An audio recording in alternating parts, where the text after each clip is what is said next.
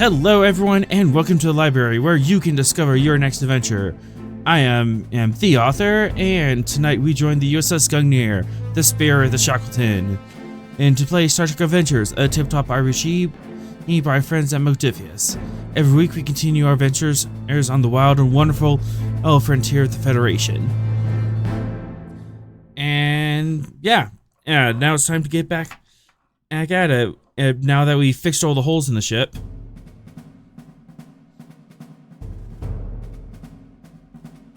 Well, most of them. There's still that at one on deck 3. Fox, you have to double bunk with someone. True.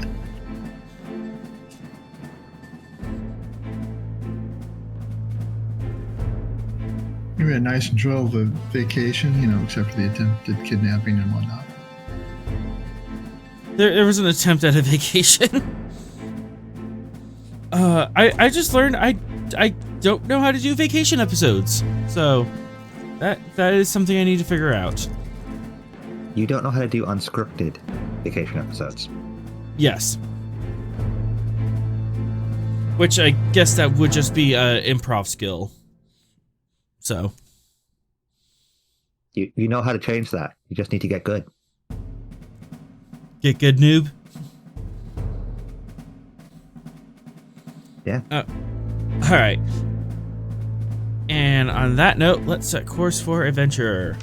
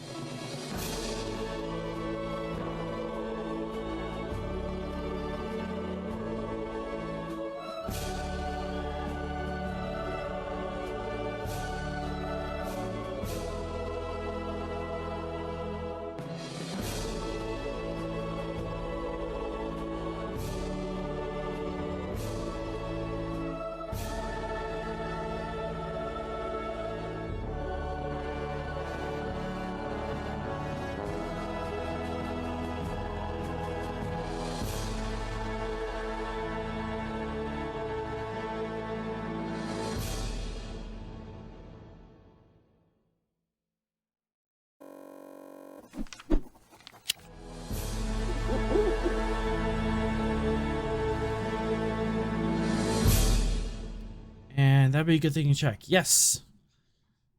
Okay. Counters are up. That's up. This trait no longer applies. And away we go. So we ended last week.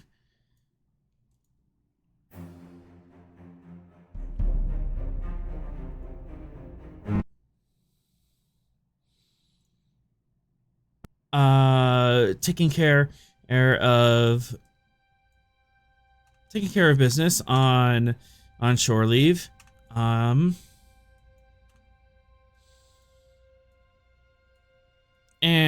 while we're at the subject, you were on shore leave for about 2 weeks as the Gungnir was in Drydocks being repaired, and everyone on the crew who gets the temporary trait well rested.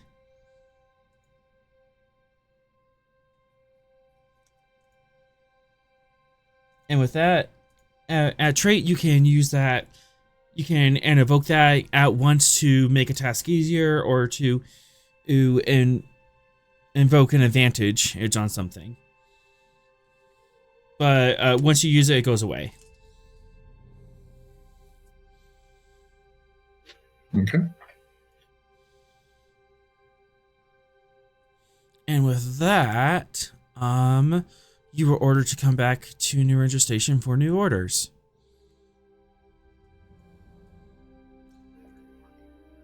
All right, Vera, let's head back to the barn. Right. Yeah. Barn.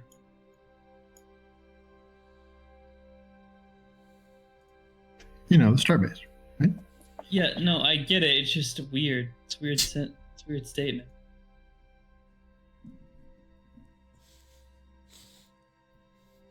All right. Commander Sorrel is busy with logistics and stuff, but Ross, you have been invited to the Admiral's quarters. No, the Admiral's ready room. Okay, I will go to the ready room.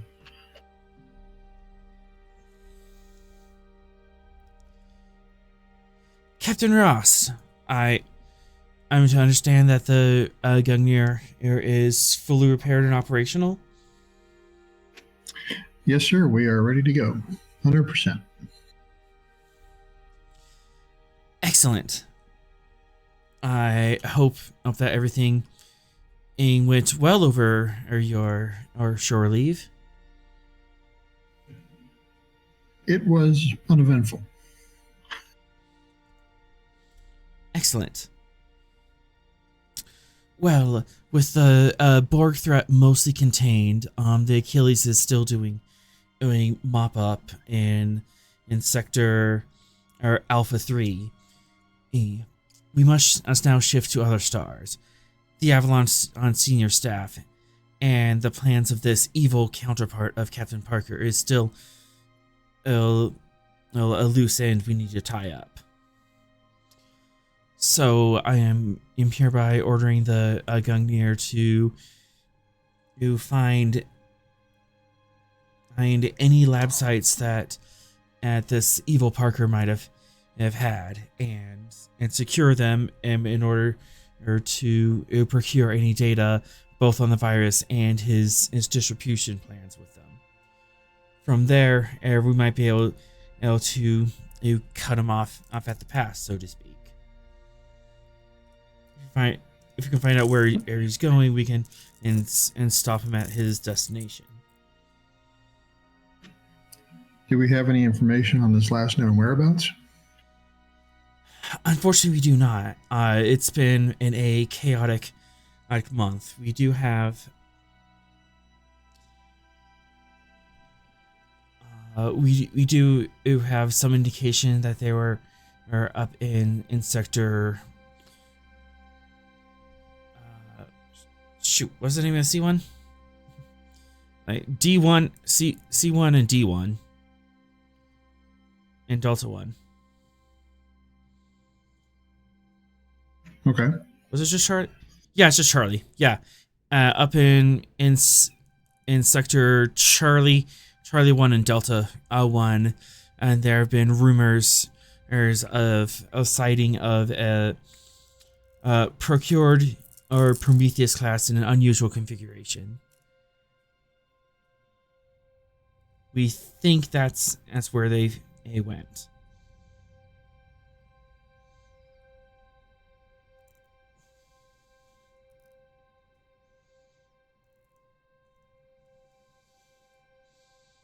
All right. Well, we'll head up to that sector. And wait, did you say Prometheus class?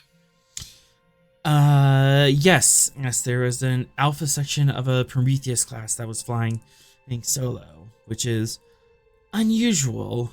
Oh, and it has been in rumor that this is a pirate vessel. However, we've determined that this is in fact a former Tripolity ship that one section of which was procured by Parker and the Avalon crew.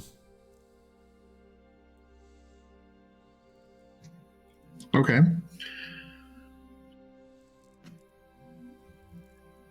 So that would be the forward nose section. Is that right? Yeah, the upper nose section. Okay. All right. Well, the Gungnir will set out to that sector and begin our search.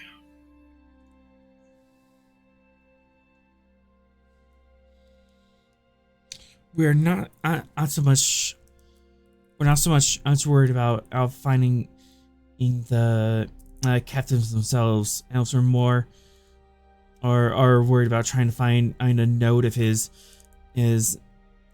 intelligence network, and being able to find out where he's making these viruses and where he intends to use them. Okay. We can deal with Justice and Slayer after we prevent a catastrophe. All right. So it's more about stopping the plan than the man.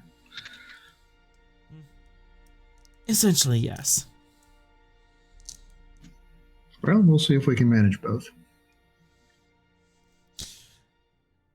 I assure you will. Is there anything else, sir?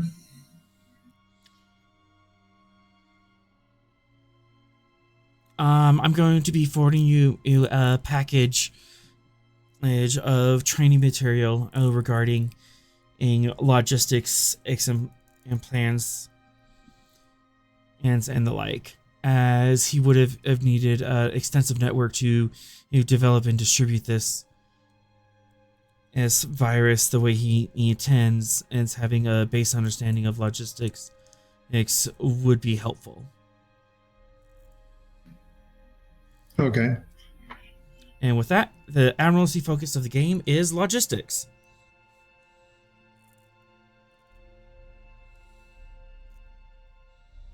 So is he referring to something like, his lab equipment, his synthesizers? Yeah, lab equipment, whatever synthesizers, any personnel. lab techs. Okay. Yeah.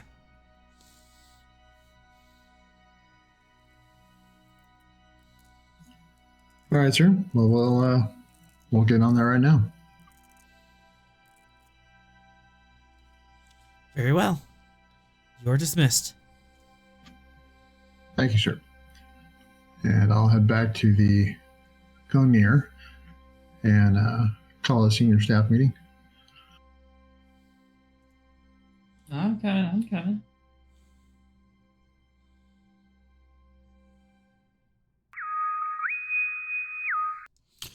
Senior staff to the ready room. Senior staff to the ready room.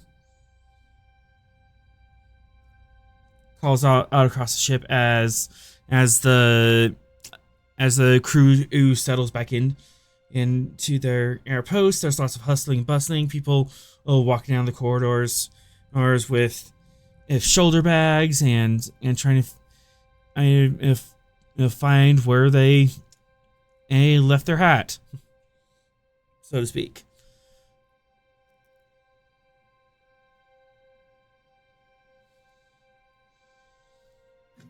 So all breaches have been repaired. We're pretty much back to normal then? Yep.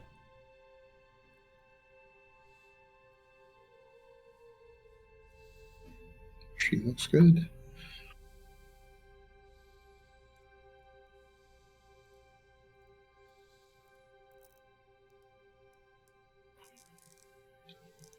Well, assuming we've got everybody here in the room, conference room, I guess. Yep. In fact, let's cut to the conference room, or at least the ship interior.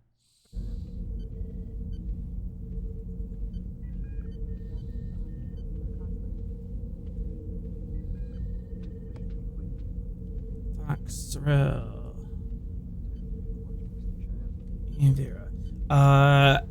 Atrom is busy doing a once over of the repair breaches, not quite trusting the Stardate personnel to do their job.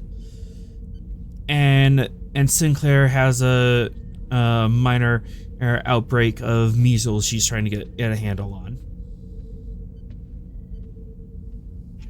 Measles? Doesn't everybody have their shots? Well, these are Criterion measles, so. Ah.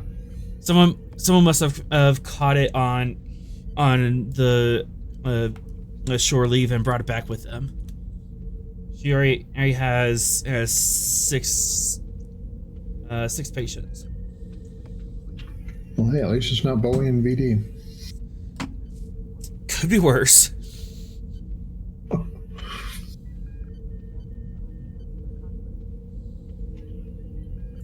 Right.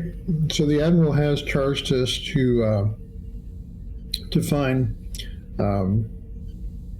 bad Captain Palmer and stop his plans is going to be our primary focus. It seems like he's still in the game of creating viruses and unleashing them.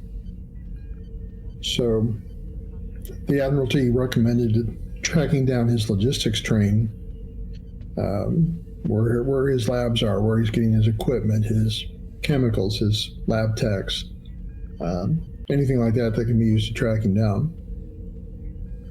So if you have any sources that you can tap for that information to get us some leads, that would be helpful.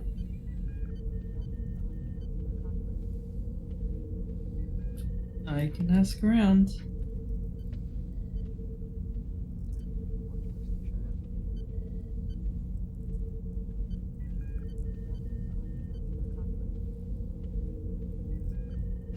Mr. Fox, is there anything from the intelligence standpoint you can suggest? There has been updates to your intelligence feed in the past 2 weeks.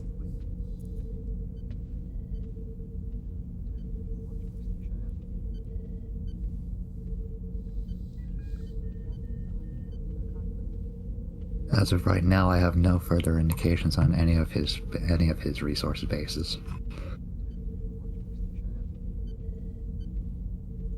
Since our encounter with the Tripolity at the Blender system, it has been rather quiet.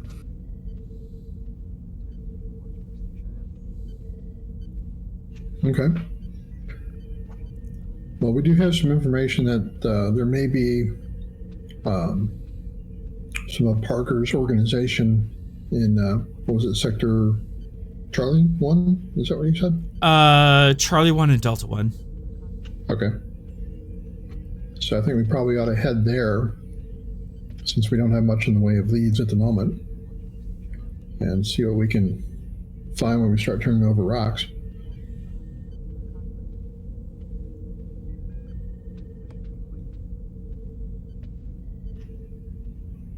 So unless anybody else has any... I'm sorry, what? That sounds like a plan. All right. Let's set a course for that sector. And how long does it take to get there at Warp 7? That's a fair clip, isn't it? It is a fair clip. Warp 7's slow. Yeah, but this is the Shackleton, so...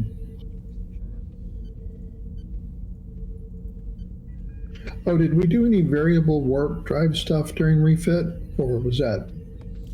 I would have to check in with Atrom, because he would have to be the one to put that in. Okay.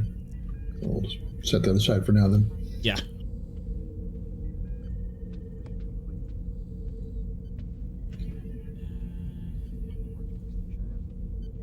Vera, you can make a check for me. Reason Con, Diff 3, Comp 2 to figure out how long it'll take you to get there, and maybe the most efficient course.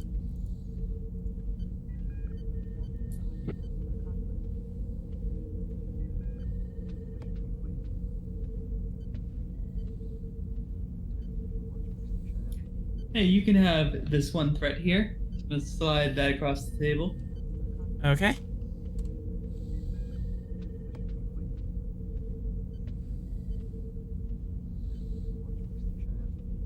Whoa, I rolled 15. What? It's only 15.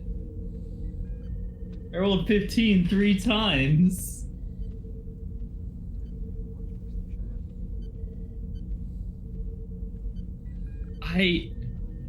How does that happen? But Bold Con. Yeah, bold. Okay, Gungnir? Okay. What's that? Computer's con? Yeah. Ooh, no help from the Gungnir. The Gungnir actually complicated. Yep, that's a 19. It's pump 2. What just happened? You asked Vera to calculate, that's what happened. You asked Vera to do math. You sat her down in front of an actual computer and told her, punch in these coordinates and these numbers and make math happen. Math is not happening. Vera, this could go anywhere from 2 weeks if you're tricky, but it might be upwards of 2 months. You're not sure? But you do know a shortcut. You might know a shortcut. It's very dangerous, but you like dangerous. Well, looks like it's gonna be a decent amount of time. I might know a shortcut. I mean, I'm also not the greatest at actually figuring this out on all this. Yay. Like what? Kirk gave us an additional momentum. Yep, additional momentum. As long as it doesn't take us through a star or a black hole or a nebula. Yeah, it's just like, yeah. Look, I'll just do my normal flying. Yeah. The shortcut gods are not with us.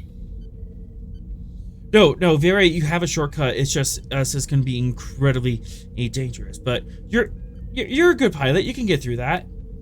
Yeah, no, it's a bunch of switchbacks, and you have to get into this subspace stream that's linked between the star cluster, and it shoots you out the other end and at warp 9.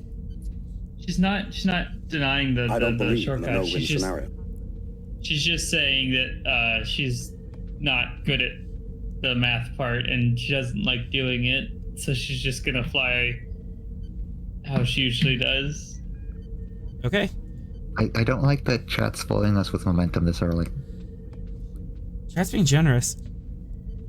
So,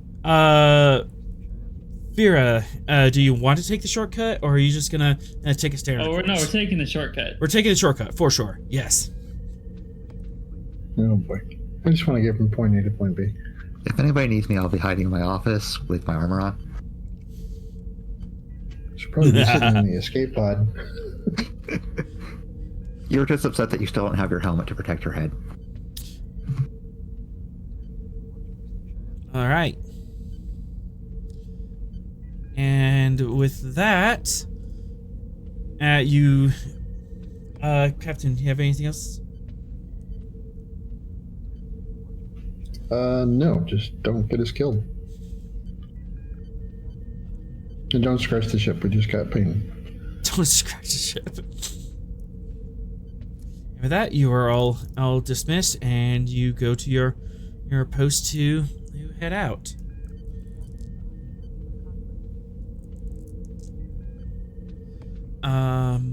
Captain and Rost, you also have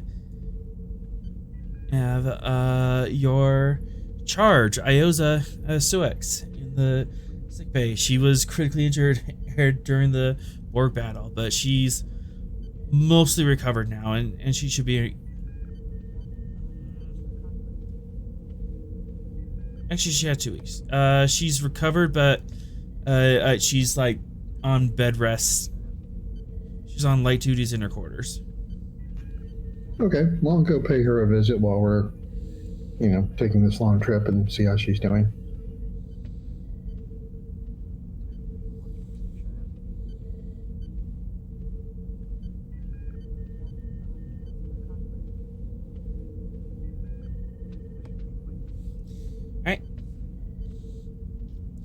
You enter her room. It's still, very Spartan, and she hasn't quite, taking the time to put any personal effects up. And she's in her sleepwear pajamas, and is just kind of sitting at the edge of her seat, looking out the window at the stars. I will have stopped by the botany section to pick up a house plant of some sort replicate a nice pot to bring it.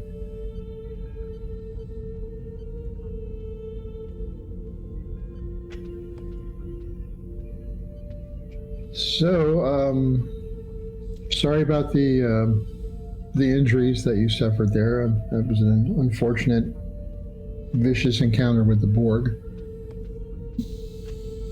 How are you doing? Doc says, as I'm not supposed to lift anything heavier than, I want to say a jug of milk, but that's not really something. Yeah. Yeah, I'm not supposed to lift anything too heavy for the next week. Really light duties. Oh, it's understandable. It'll take some time to recover.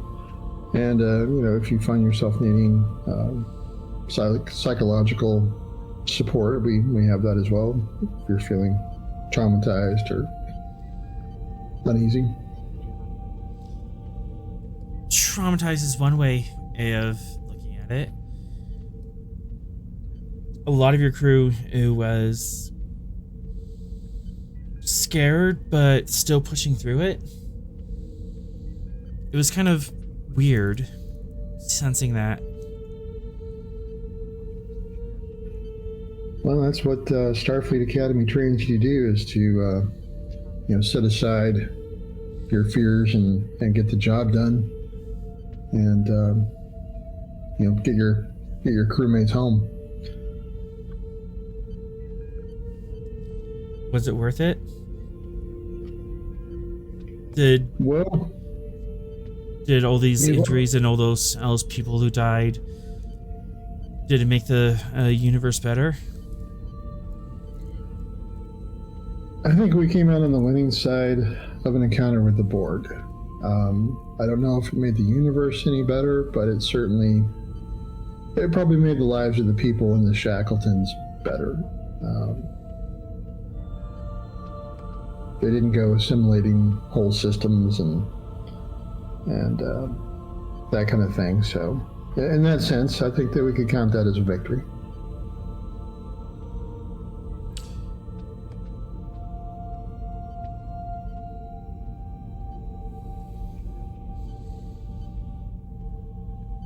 I suppose. I know you probably don't have a lot of personal experience with the Borg. Early on in my career, we lost some people that I knew, various Borg encounters, and it's not easy losing them or seeing them assimilated. You ever seen them in person? Yeah, more than a few times.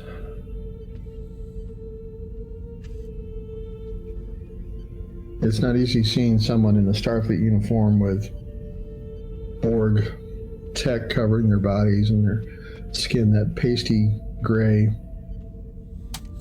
Almost like they died, but they just refused to lay down. Yeah, it's kind of the modern day equivalent of a zombie. Zombie? Is that? It's an old Earth tale. Undead creatures, undead people. Oh, okay. Yeah, I'm not too familiar with Earth culture.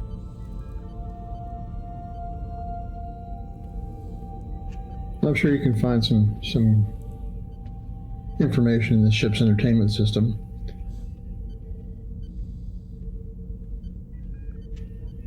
So So do you still feel like you want to continue on the Gungnir, or you thinking about going back home?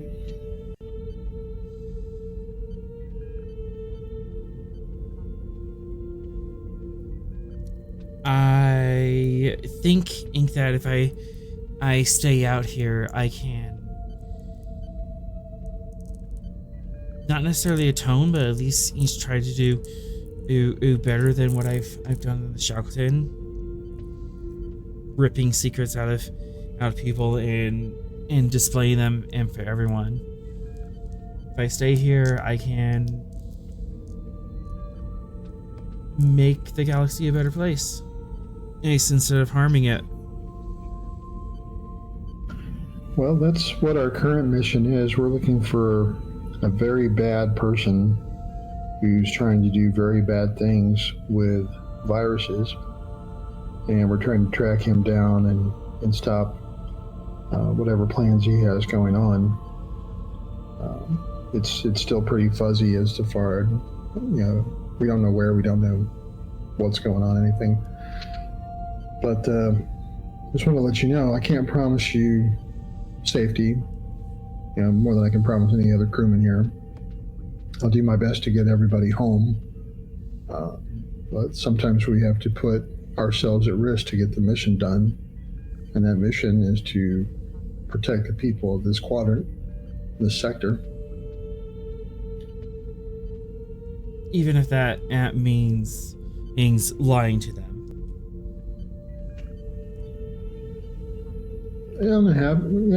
If we have to lie, sometimes we do that. It's, you're trying to figure out the greater good. Is lying to someone morally better or worse than whatever they had planned if you can stop them by lying? If this Captain Parker that we're looking for can kill millions of people with a virus, and you have to lie to get information to stop that, I chalk that up as something I can live with.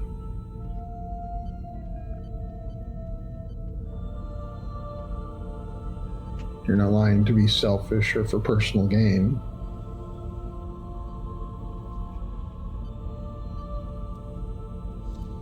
But isn't the fact that Parker is lying and hiding in his location and also bad? Well, it's not the lying that's bad, it's his activities. I mean, he's not just, on holiday or trying to stay off the grid and, live under the radar and not be found. He's actively doing very bad things, trying to create biological weapons of mass destruction.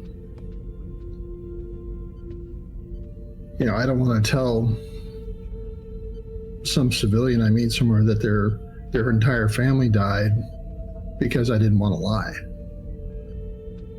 I'll do pretty much anything I can to prevent him from performing another act of terrorism.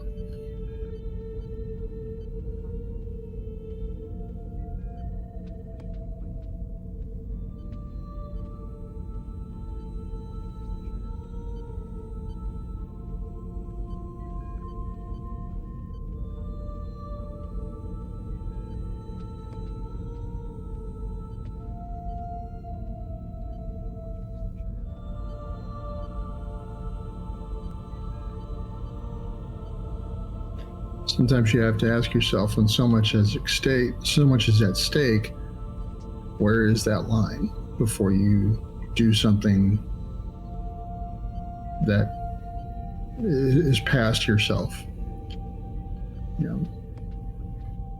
And how do you find that line?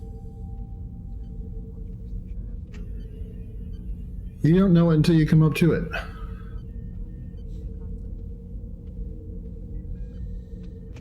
And, sometimes you might do something that causes you to lose a little sleep, or, make you wonder if you did the right thing.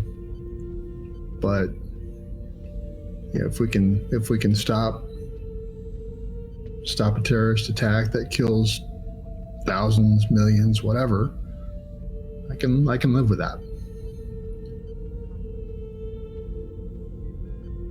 And how long did it take you to find your line? I have to pretty much look for it every day.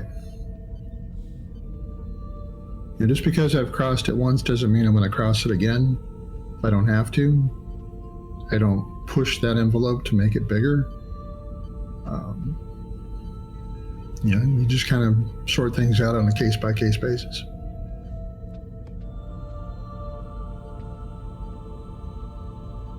I see. What's that plant and you brought me? It's very pretty. I think it's some type of Klingon ivy. Really? I thought Really? Yeah, I was kind of wondering about the spikes, but it kind of has this menacing allure to it. The little tag in the pot says it eats raw meat. Ew.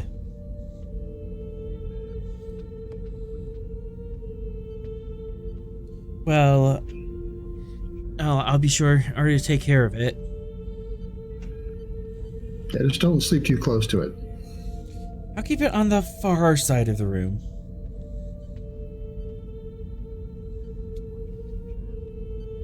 It's been reaching at Ross this entire time. Bad plant, bad. Down.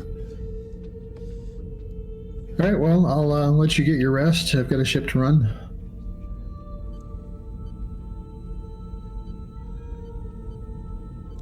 Yes, I'll be here. All right, well, just let me know if you need anything. Yep. And leave.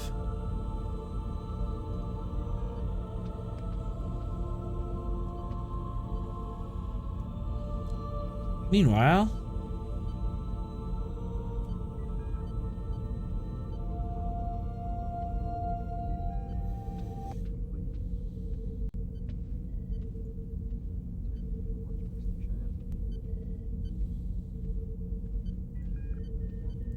Vera. That's me.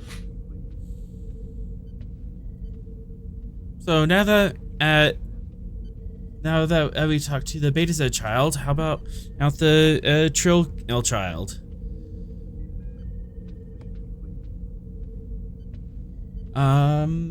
What have you and Daryl been talking about since you got back?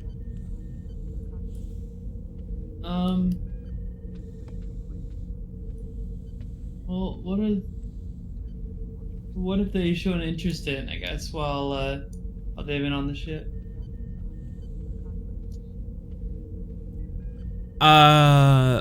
Mechanical engineering and also jujitsu.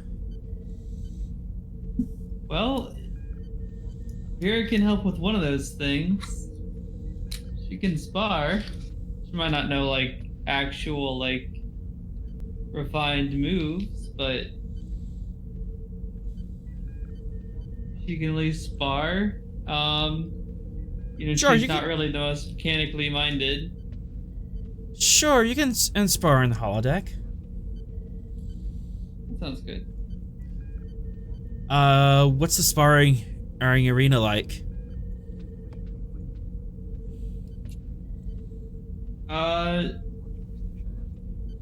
I think Vera would have asked for just a generic fight pit. Okay, so just a generic setting, ain't nothing fancy. Yeah. Rectangular, octagon, Probably octagonal. circle, octagonal. Yeah. Excellent. And yeah, letting Daryl practice.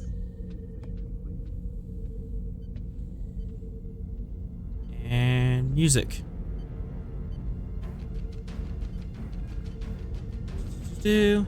Well, he's gonna go in for a kick. Darn security opposed.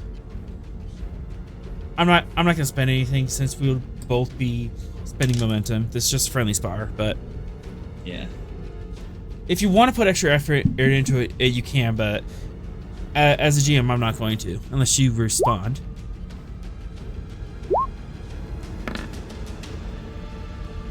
Oh no! Yeah, no, Vera just leans out of the way. We're gonna have to kick faster than that.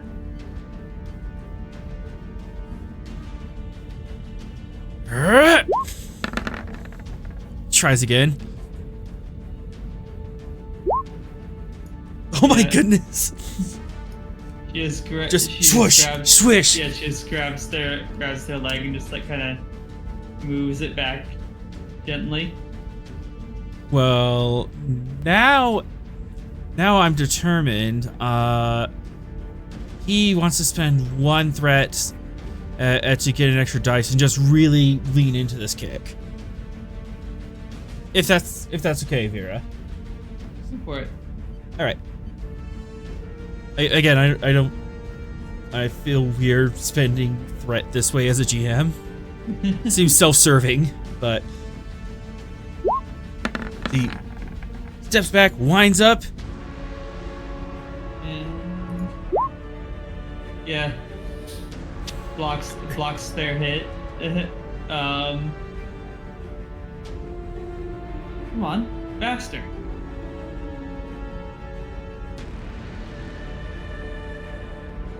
All right, now he's gonna go for 3 threat. Go for it. He takes a couple steps back and does a running leap at you.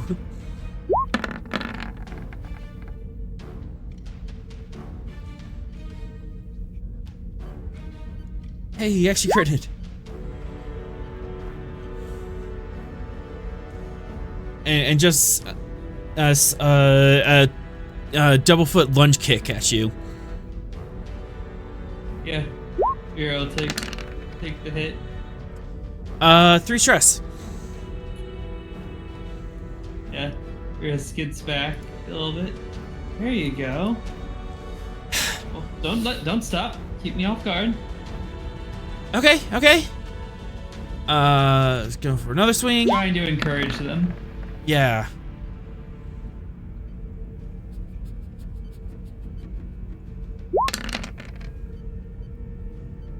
Another 3 stress, and this knocks you down onto the floor. You as he's opposed.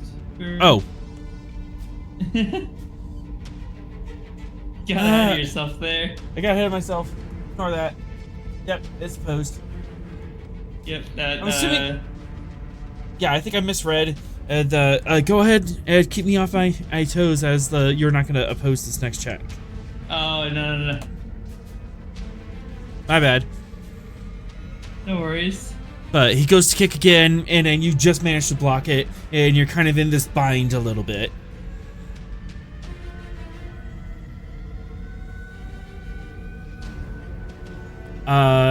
Do you wish to take a complication and strike back, or are you just gonna hold it there for a minute? Complication.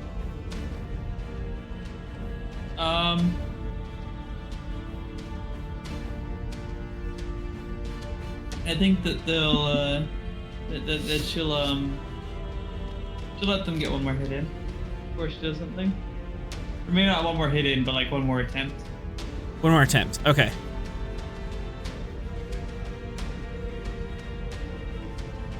Well, now I'm frustrated. I got 1 hit in. I can't get the second one in. I'm spending another threat. Going full tilt. And 1 success. Good job, man.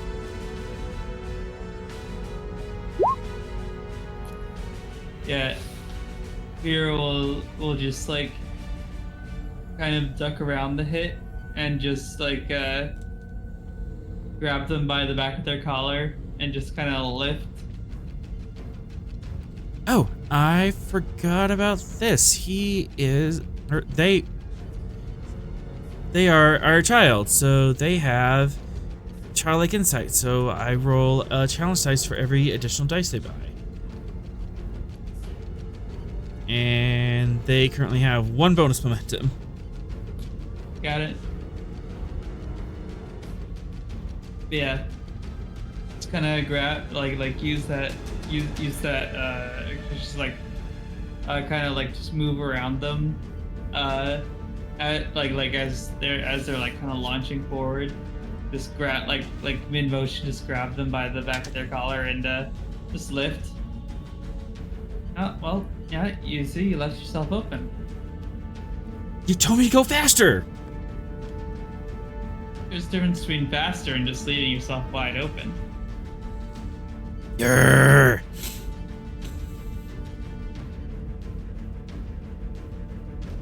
Number one thing you can do is just not get hit. And with that, they kind of step down from combat stance. Like, okay, I'm done fighting. Hey, doing pretty good. I mean, you memorized all those moves. I didn't have the advantage of having like a teacher. Yeah, well, I didn't exactly go to a class for this. Well, no, but you got the holodeck teaching things now and everything. Honestly, this is like extremely fancy, and I'm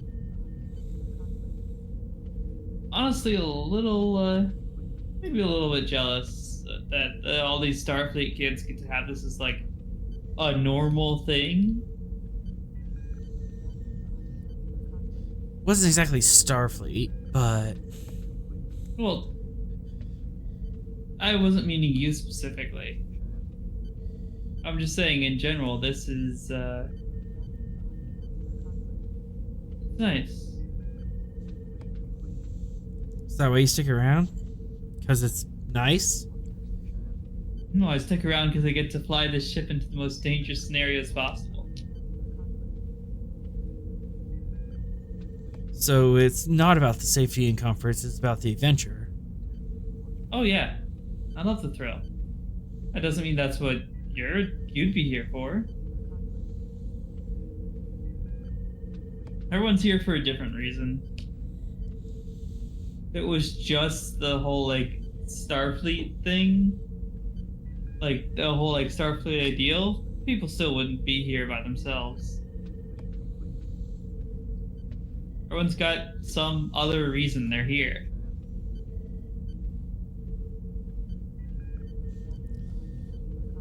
Maybe I'm here just because I want to do better.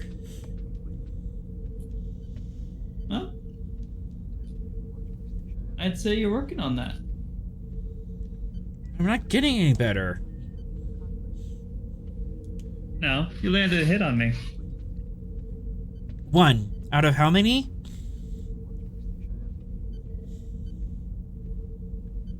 Well, 1 is better than none. And if I have my math right, which, don't check it, 2 would be better next time. 2 generally is greater than 1. Yeah, see? You already know more math than I do. Don't you astronavigate? Don't you have to do like trigonometry and stuff? No. Not to mention the calculus of warp factors. No, you just go by vibe. Vibe. Yeah, you just feel it.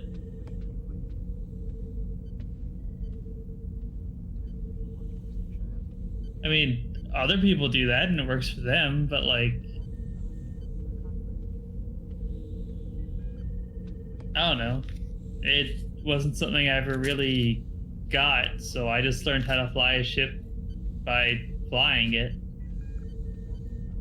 Putting my hands on it, feeling how it reacts and moves, and just getting a sense for, you know, how it interacts with space and warp space stuff.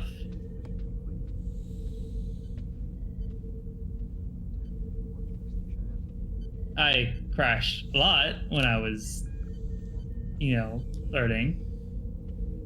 But that's fine because they weren't my ships. What's the most interesting crash you've had? I'll let you know when you can land 3 hits on me. They playfully slug you in the shoulder. That's one. No hesitation. She dodges. I'll take that. Yeah, just like without even looking, just sees it coming, and then just looks back and winks as they exit the holodeck.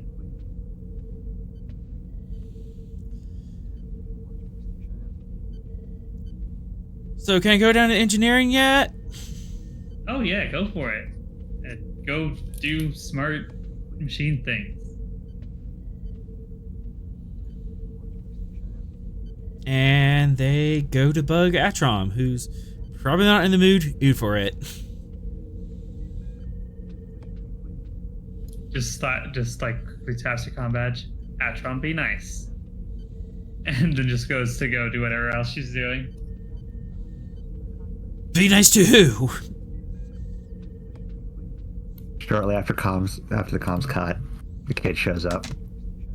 It's like, you.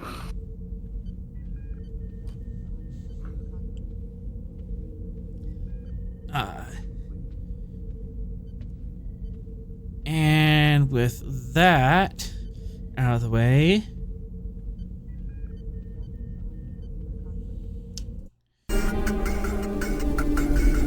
oh, that's a bit louder than I wanted. After a couple old days of travel, you come across, looming on the dark edge of the center, a blue cloud of plasma roils and tumbles its way across space. Dark indigo hues peer out from the dark navies and blacks. Strange vaporous shapes snap into view within the cloud as arcs of lightning backlit them, revealing instances of vaguely familiar shapes tossed and jumbled about within this cloud. And on the other side of the storm is your destination.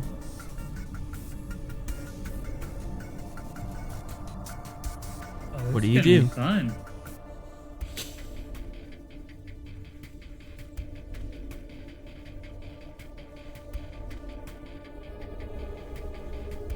All right. I probably want to tell people to hold on while we're going through.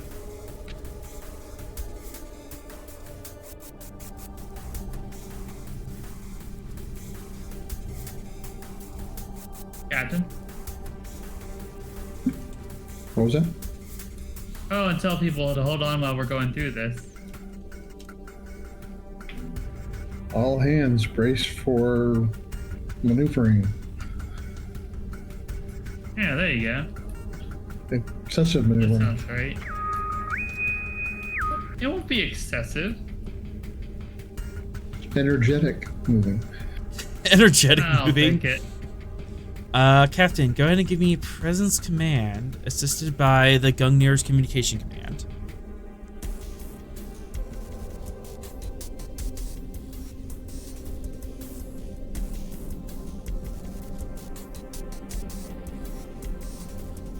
Okay, go ahead and take 1 threat. Threat eye. Focus on leadership. Yes.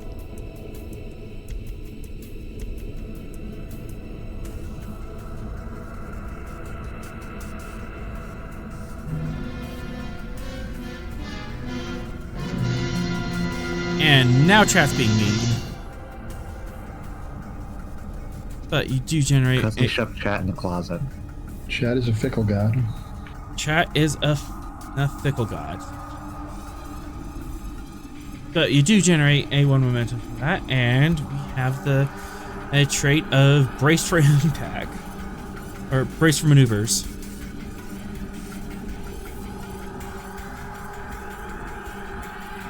And after that, enough goes, armor is now on the box.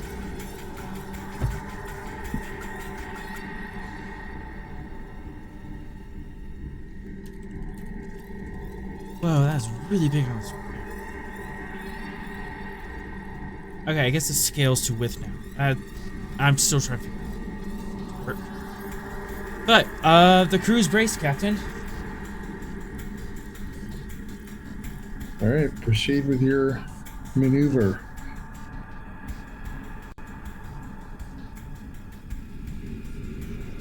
Oops, wrong layer. It needs to go on token layer. It's a token. There it is. Vera, here's your shortcut. I love shortcuts. May I go through the shortcut? You can certainly try. Daring, con, diff F4, comp 3, assisted by engines con. And this is combat timing. So, you get one round. Everyone gets one action a round. Unless you swift and stuff. Cool. Here's 3 threat, 3 momentum.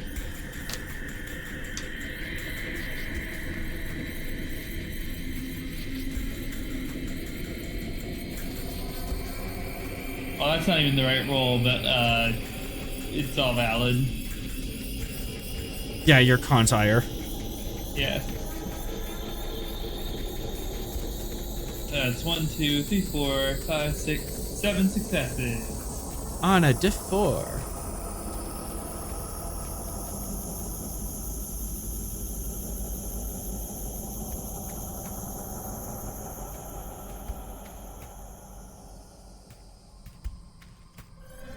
Three momentum and generate it, and go ahead and roll 7 challenge dice.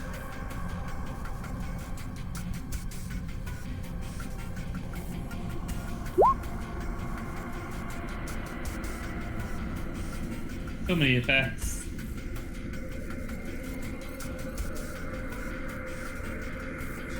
Three, 4, 5, 6, 7, 8. -2 for the resistance. So that is 6 work and 1 wedge done.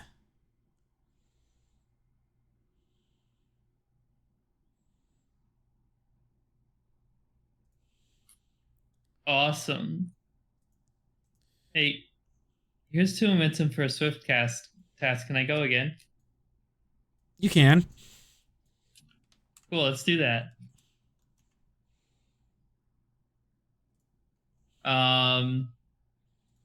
Let's give you.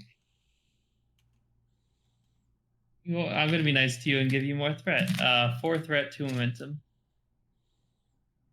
Just gonna go all in on this. Oh yeah. It'll work out in the long run. And where did my creepy music go? Bold. 1, 2, 3, 4, 5, 6, 7. What you got, Gungnir? I would another ship roll. Yep. Engines con again. Yeah, you're It's just con again, yeah. The shortcut. Row. Gungnir. It's a good thing she rolled a 7 again. Just spend 2 of that float on squashing. All right, and diff 3, so that is another 2 momentum generated. Go ahead and roll all 7 challenge dice.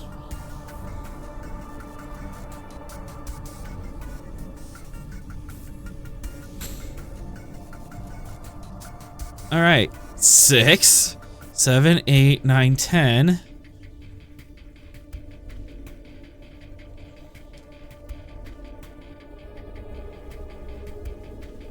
Wow, Vera.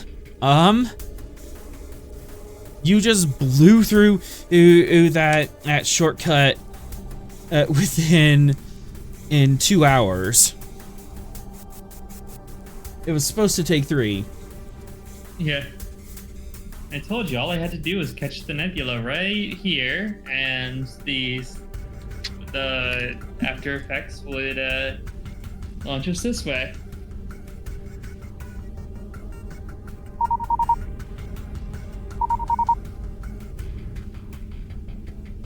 Captain, incoming hail.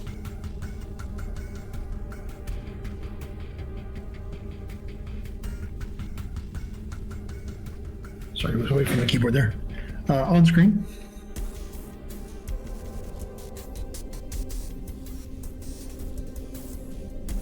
Audio only. Oh, all right. This is Captain Ross of the USS Gungnir, Federation starship. Who am I speaking with? This is the Astral Jewel, Captain and Tariq. We appear to be caught in an ion storm in this nebula. Our life support is failing. We need assistance. Do we have them on scanners? You do not. They're in the soup. Can you give us your location and your status? Navigational arrays are down. We're by some big orange K-class star are in the nebula. Can we find that? Maybe you have to take a scan for it.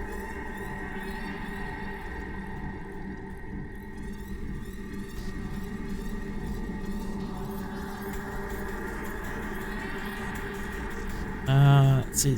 Oh, Sorrel's not there yet, is he? Class 4 Nebula.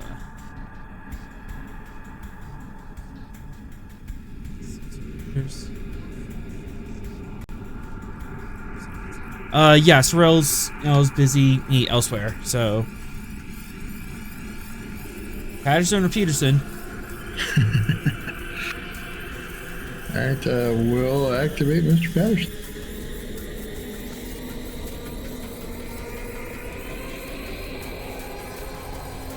All right. Roger that, Mr. Sorrel.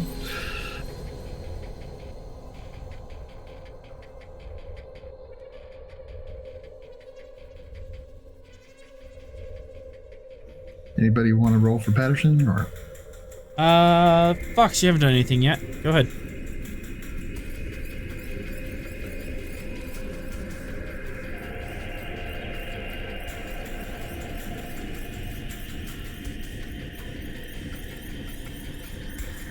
Alright, let's see here.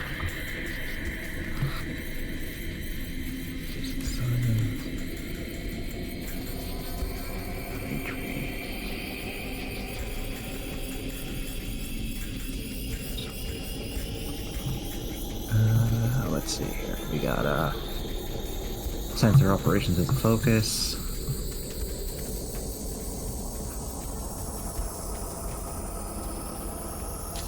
Yep. Let's see here.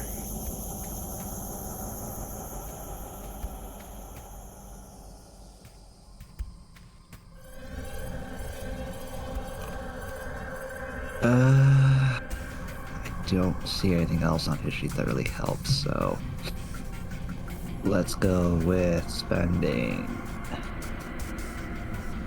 a threat. A threat, aye. A threat, yep. Onwards and downwards.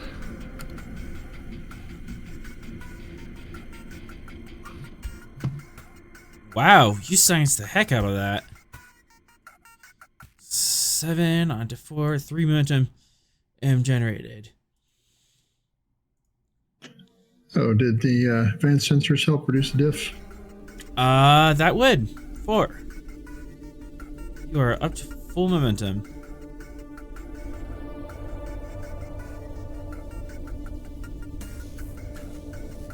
So do we find ourselves a star? You did indeed find yourself a star.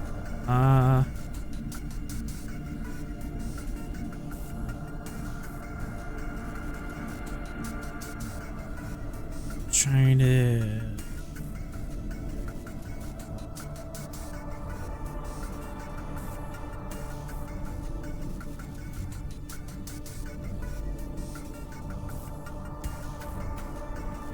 Patient here.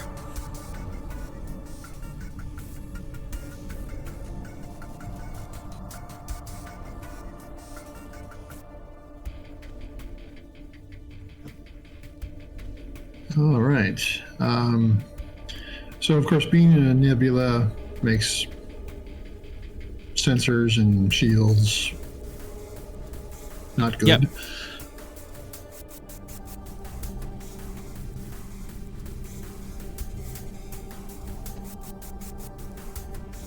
About how far is that away?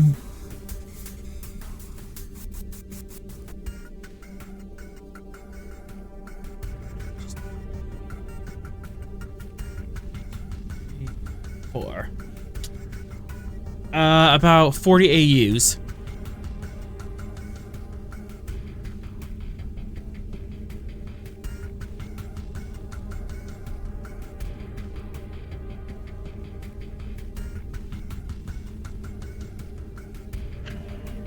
All right, Vera, let's set a course for that star. And I'd like to go fairly conservatively so nothing jumps out at us unexpectedly.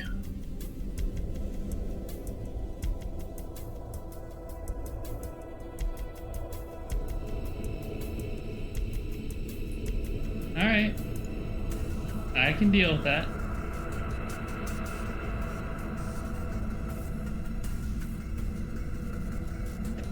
And we'll basically be staring out the windows using the old Mark 1 eyeball to see what's out there.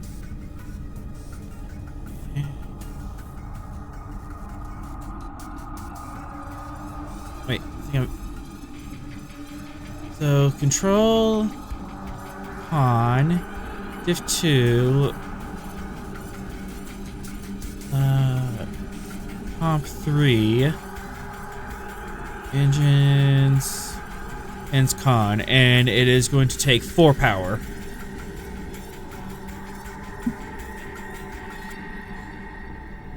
One per zone. Also, is there anything in our records about the name of the ship? Fox could look that up.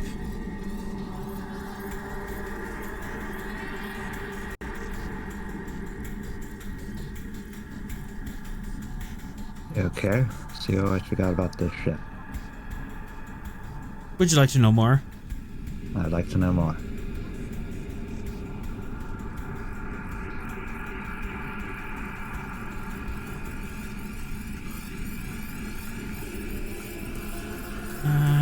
No comp.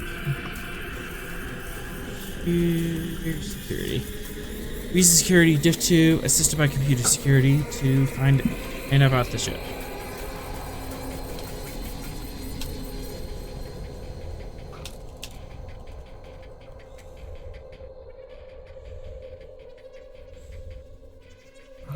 It's gonna be very easy because I'm knocking it down to a diff 1 because of the intelligence pad. Yes, it is. And intelligence research as a focus. Absolutely. Is this an assist or? This is just us. This is just for our Fox to read up on who that ship is and what they're all about. Mm-hmm. Okay.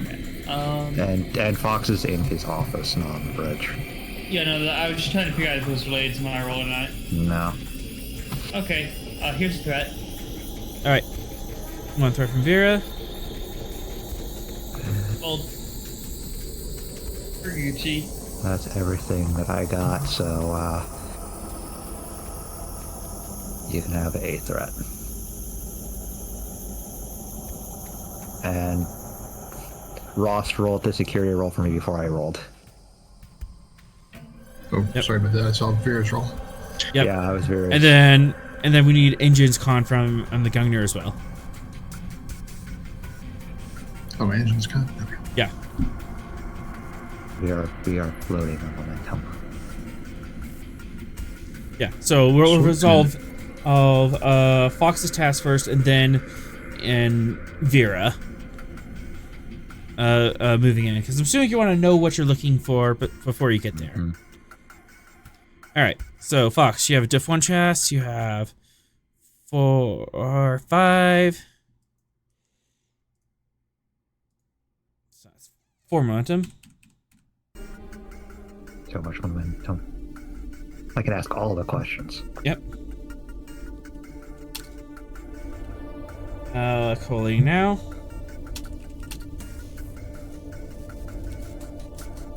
Reveal your secrets to me, ship.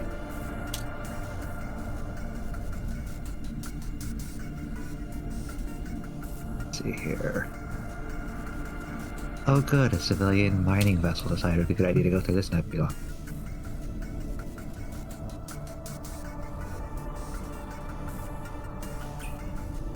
Oh, hey, at least it doesn't say, notorious pirate vessel, blah, blah, blah. He's still typing, Rost. Don't give him ideas, he has 22 threat.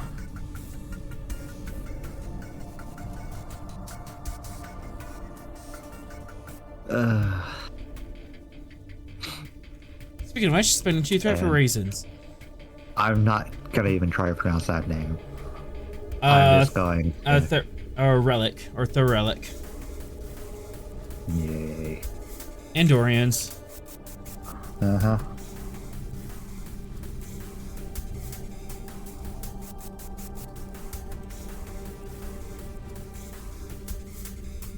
That's a fun name to try to pronounce.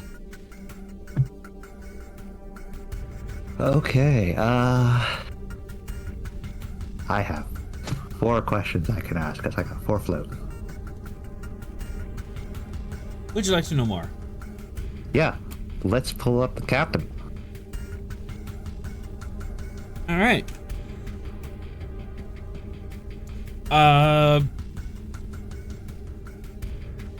Yeah, clean in civilian in record. Oh, squeaky. Great.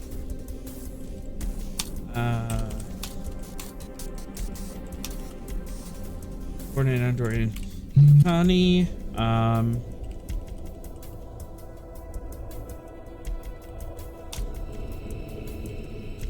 And registered in a mining corps. Okay, he's squeaky. Let's spend the next one on his crew. See if any of them got records that we need to worry about.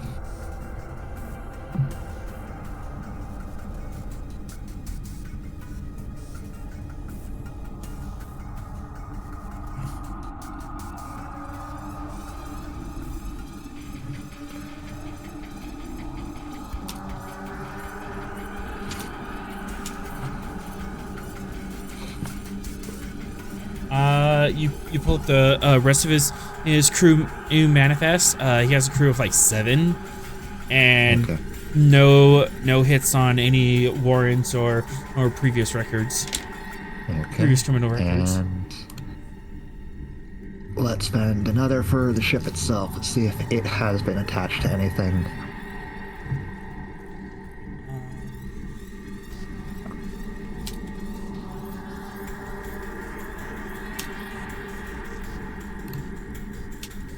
Well, there might not be any hits on the crew.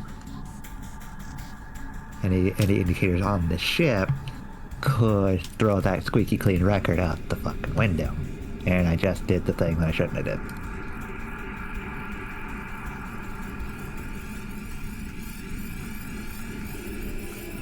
It's gonna be a very weird night. My brain is mush right now. Yeah, they're just registered to a mining corps in the Shackleton. Recently, they have been hauling trilithium out of the Shackleton and back to Neridra for processing. Okay. You just stop huffing that Canadian tree dust. I closed my window when I saw the world with yellow.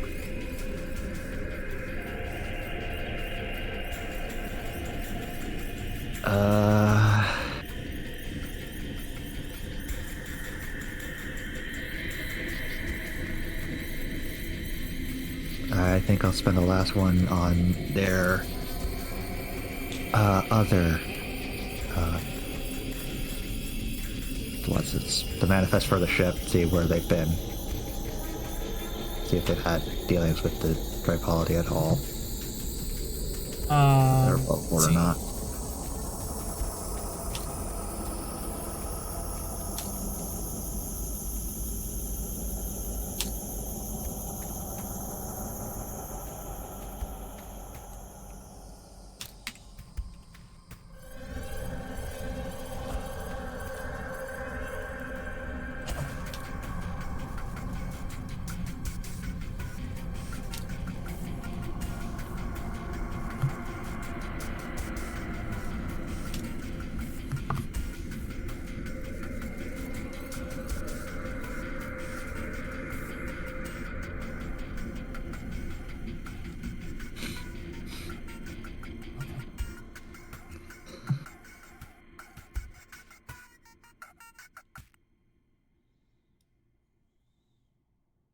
Oh, so they went somewhere that they aren't normally going. Mm-hmm. Yeah. They normally hang out in Sector Beta 3. You're currently in Beta 2, which is one sector north of where Narendra is. So they went further away from Narendra than they normally do. Okay. Relay that, all of that, and make note that it's suspicious that they went to Beta 2 when they normally only go out as far as Beta 3. And spending 2 threat. Don't worry about it. Yay.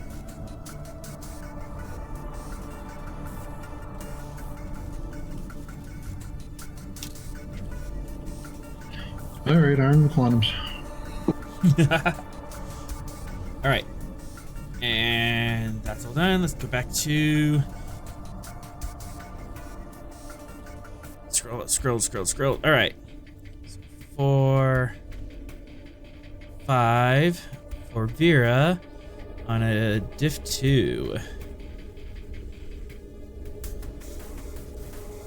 So 3 momentum generated as the Gungnir slips back into the a nebula to get in range of the star.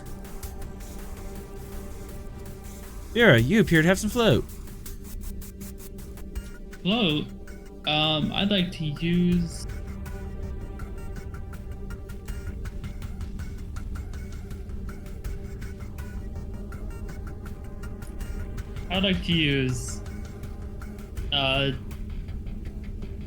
some of that float to...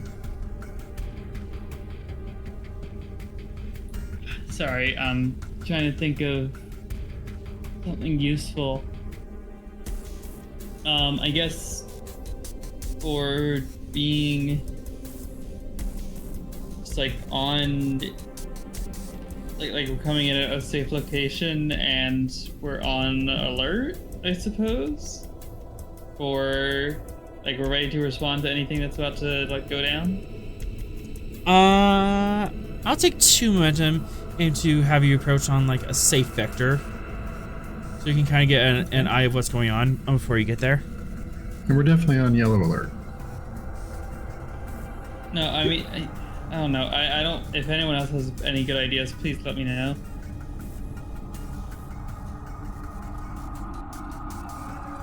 Yellow alert! All hands. Think about what other people should do. I can really think about what I should do. Sorry, I've got nothing. And then...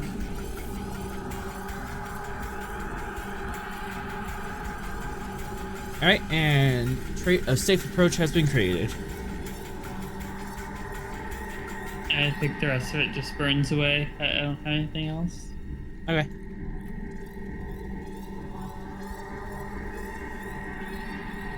So you approach this. You approach this orange star, are searching around trying to find out where near this system and this is gosh darn our ship is at. And suddenly you find it on sensors. It is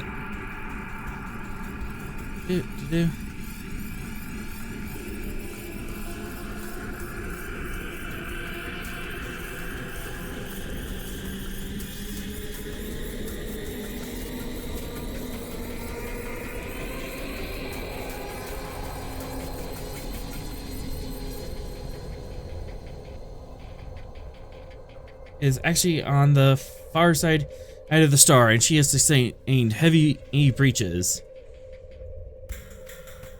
But there's something curious about her orbit.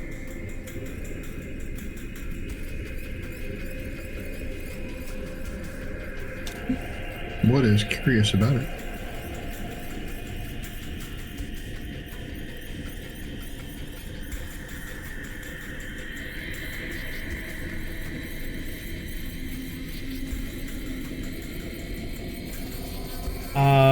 The orbit appears to be decaying.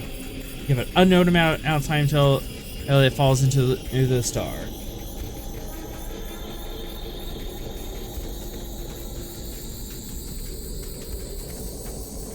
Are tractor beams affected by the nebula? A nebula?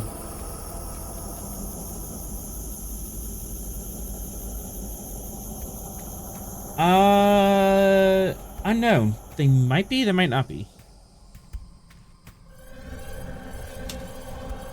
In general, I'll know, but it varies from nebula to nebula. So now that we're this close to them, can we do a sensor scan of the ship? See if all appears to be what it appears to be? Scan for weapons, explosives. For 2 momentum out, I can give you that. Yes. On approach, you do a quick sensor scan, and it appears that they've taken heavy damage to their engine systems, and life support appears to be failing. There are 47 life forms on the vessel. 7 of them are like in the crew compartment. 40 of them are kind of bumped up in a cargo container, oddly enough, and they're not doing well. Their life signs are failing. I wonder if it would be better to beam them aboard if we can. There aren't supposed to be that many on the ship. How many are there supposed to be? It was a mining crew. It was only him. It was only the captain and I believe 7 members of the crew. Yeah, normally the ship has like 7 people, and the life support generally only supports that much, not an additional 40. Are they smuggling people, I wonder? Looks that way. Or at least life signs.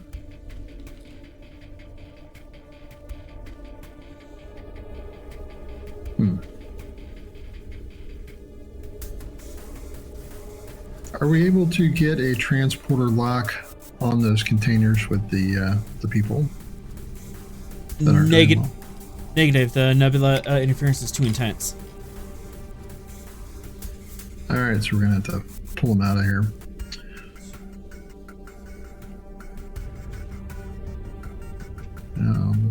What are you doing? 5. What are you doing?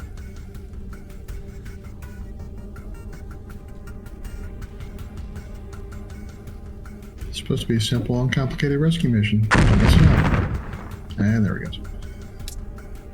As the star kicks up a solar flare and hits the Gungnir.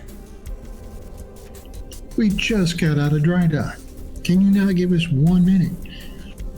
Can I not know hesitation that?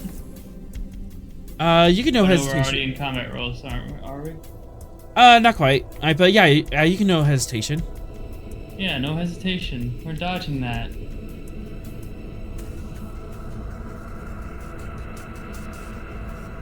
Cool. 1 threat.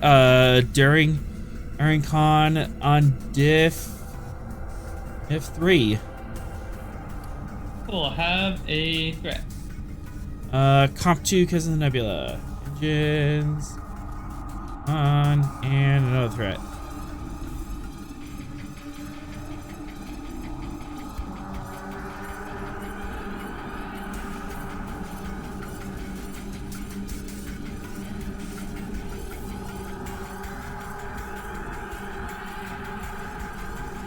And engines con from the Gungnir.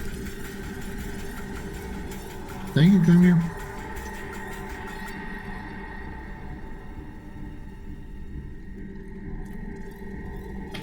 Those Yardbirds took our mojo. Going once. Crush it. Yeah, quash it. That's fine. Crushing it. As you kind of see a flare building up the side of your sensors, you're able to dodge out of the way, going high up and around, and this coronal mass ejection, and that just came out of nowhere.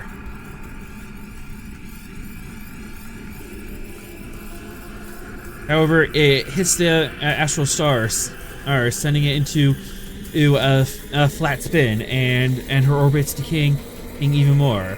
You have minutes before she starts burning up. All right, lock tractor beam on that ship.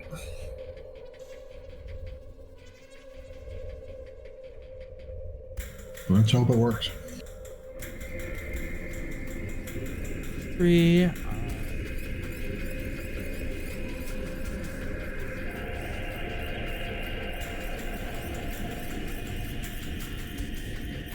Control security, diff 3, complication 3, and assisted by structure security.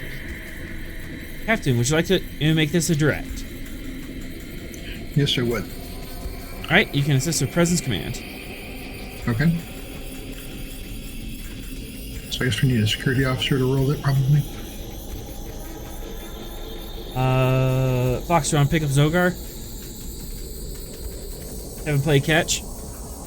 Okay. And Zogar might use his well-rested advantage.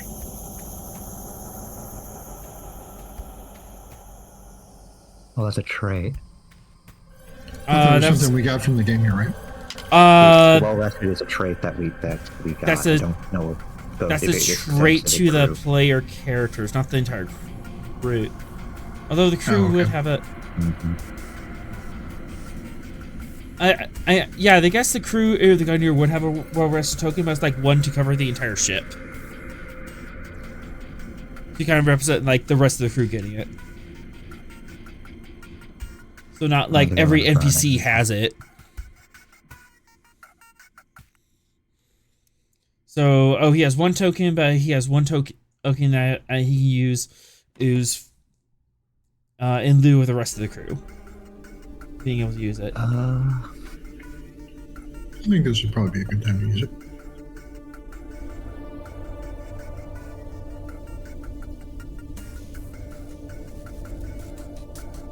You're the captain. What do I know?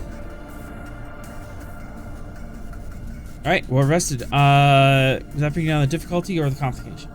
Complication. Comp 2. Would precision targeting fire? Specifically targeting the structure?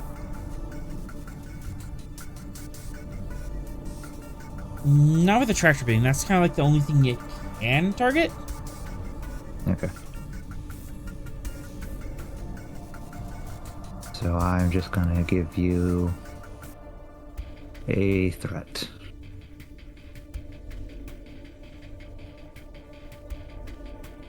I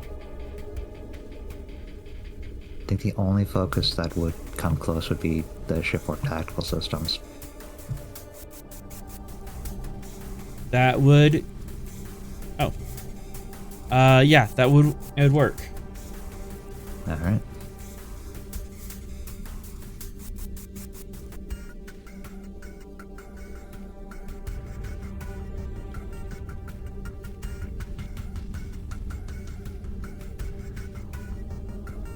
Any bonus? Any bonus? One momentum generated as you swoop in line and grab as you swoop in line and grab the ship with the blue tractor air beam, arresting its spin.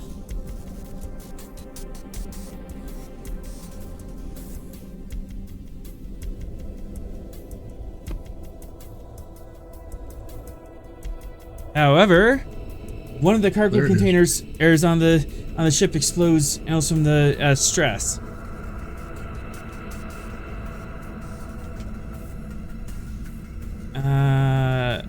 Yeah, it's only scale 3. Scale 3, high yield. 3 stress as it pings off your armor, or as this cargo container in the back explodes, for some reason, shaking the ship apart.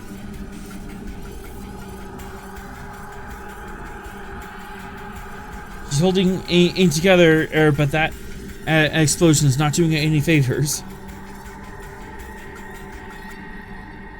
All right, let's pull her gently out of there, but quickly.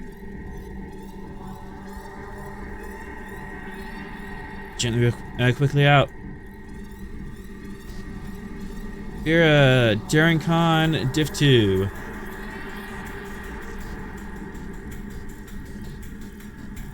Daring Con, Diff 2, here's a threat. Welcome.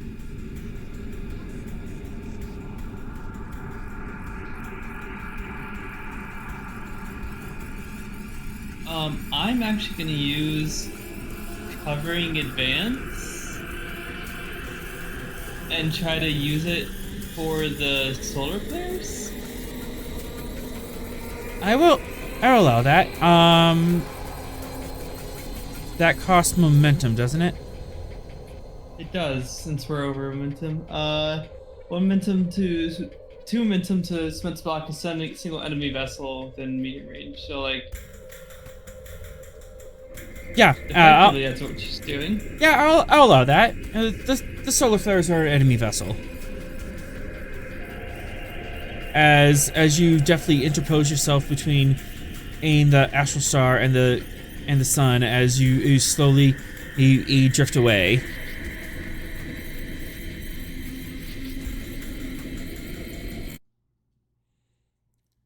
There appears to be no other danger as you guys pull out.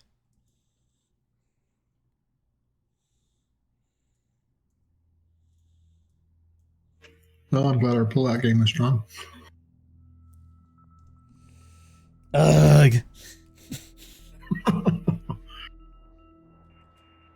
Go to your corner. So behind this one. All right.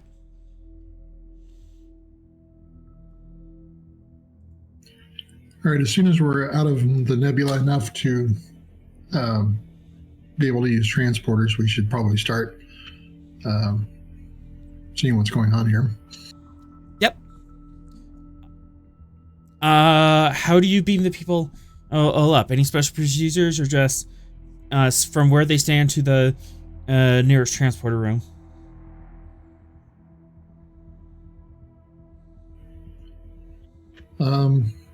Let's do.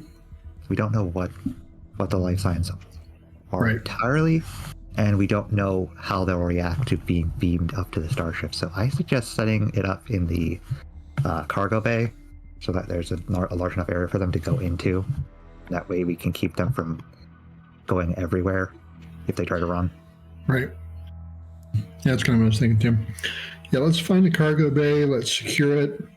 Have a security medical team present, and then we'll start beaming them to the cargo bay. Okay. For 2 momentum, you can set up security medical teams, and for 1 momentum, you can secure a cargo bay for them. Sounds good.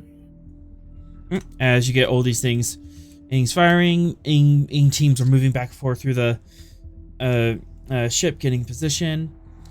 Who would like to meet them in the cargo bay? I'm going just to make a record of everything that's going on with this ship. And we'll go down there. I think Mr. Zogar should be there too. Okay, so Fox, Ross, and Zogar are go down along with medical and security teams. Yep.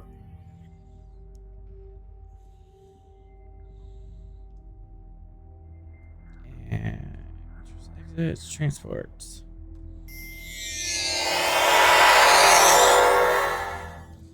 You beam everyone off the ship. You see 7 civilians of various Federation nation species and civilian in minor dress, and then the other 40 people are various Federation, Klingon, and Romulan and personnel in a black and silver uniform.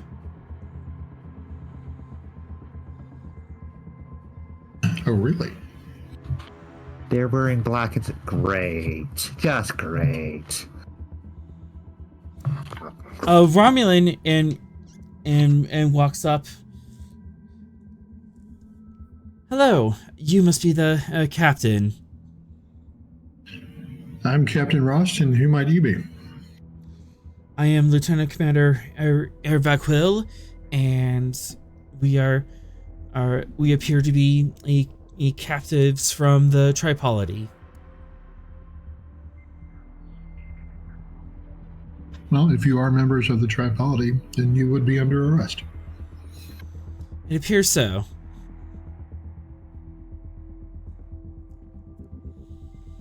Can I ask what you're doing aboard this vessel? And on that, we are gonna go to break. Wait, I just got here. You just got here. We have Tripolity members in our cargo bay. Fox is having disgruntled fox noises in the corner. Oh. Yeah. Yep. We'll go to a short 5-minute break, and we'll be right back. Okay.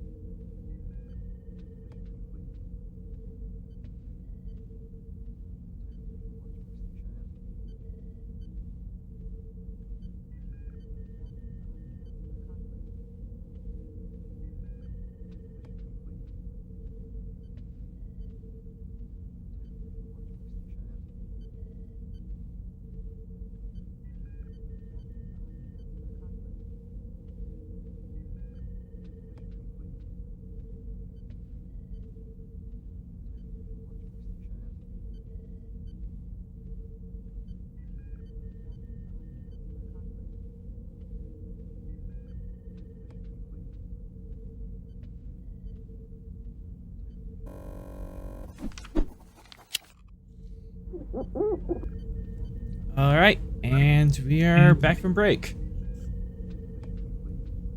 As we left off with, if the crew discovering that this innocent mining vessel was not so innocent and was carrying a crew of Tripoli officers in their cargo hold.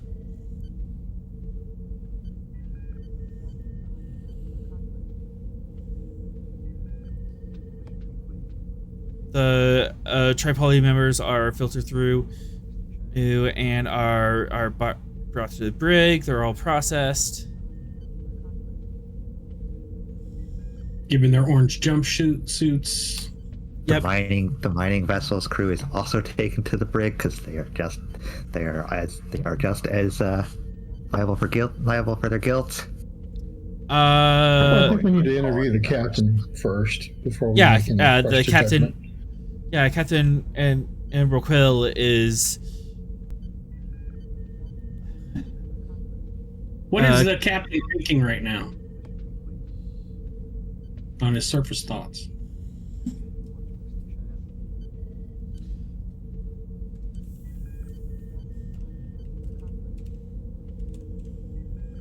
That's all right. I knew I shouldn't have taken that charter. Is that what he's thinking? Did we lose Author? I'm just fixing things. Author.exe has crashed. I'm just fixing some things real quick. Okay.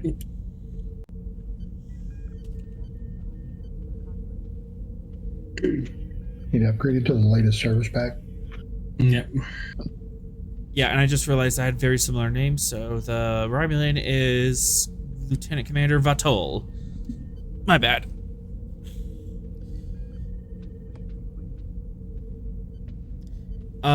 Reading Roquil's thoughts. Mm-hmm. Give me inside command div 2. You've met Andorians before. You have an idea what they're like.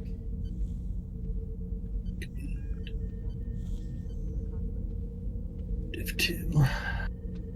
Take a threat.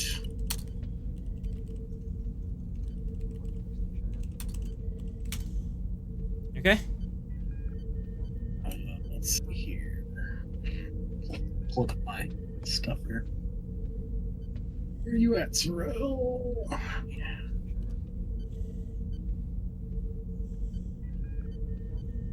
Zero. There I am. Hello, me. All right.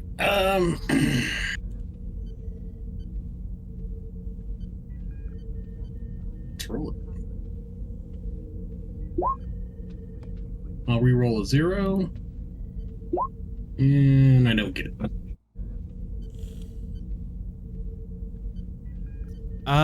You are unsure.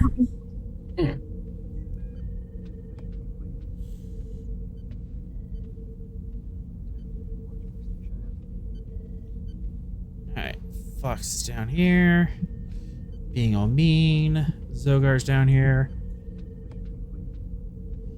Would you have Roquel in the brig area interviewing, or would you take him to the ready room? No, let's bring him up to my ready room. I want him to feel a little more at ease, so maybe we can get more out of him. Okay. I know what this looks like. I know. Oh, but I was just answering a distress call. You were answering a distress call from who?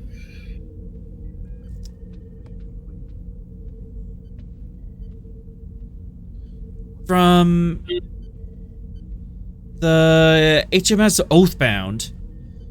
They ran into a gravitic mine about 10 light years out, and I was going through the sector helping people evacuate. There was that Borg Orgness nearby, and they were kind of caught in the middle of it. So I did the right thing and beamed them up. I didn't realize that they were wanted people for the Federation when I brought them on board. Can I tell if he's telling the truth or if he's hiding something? Inside Command of 2.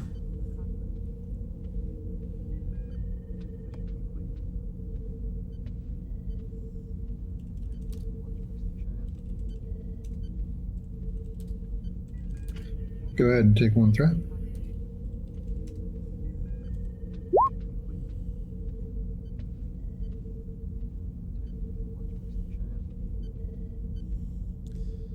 He appears to be telling the truth as far as he knows it.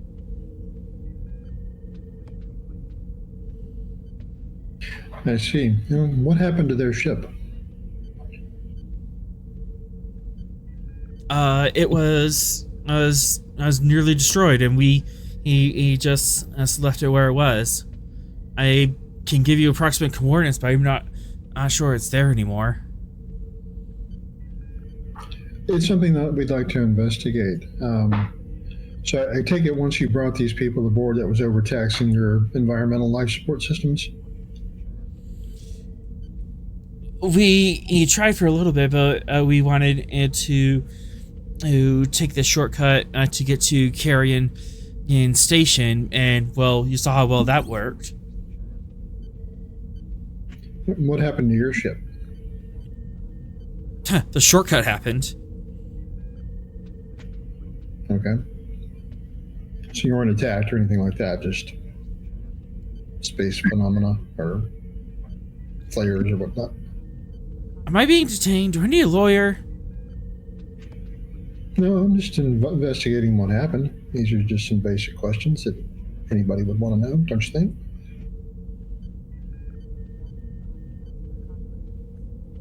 Because, you know, it's... Oh, I'm not collaborating or anything. I was just helping some people out. Hey, if you haven't done anything wrong, you don't have anything to hide, right? Hopefully.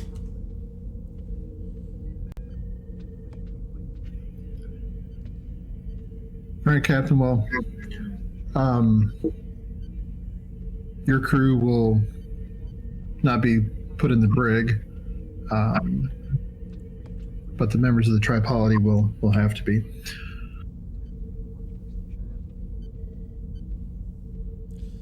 Hey, so long as you can take us back to Carrion Station, we can get some repairs and get back to it. How far is Carrion Station from here? For a momentum, I can give you a vague idea. Or you can ask for Rivera to do some calculations. Because we saw how well that worked last time. We'll give her another shot. Where is it, and is it on the way to where we're going?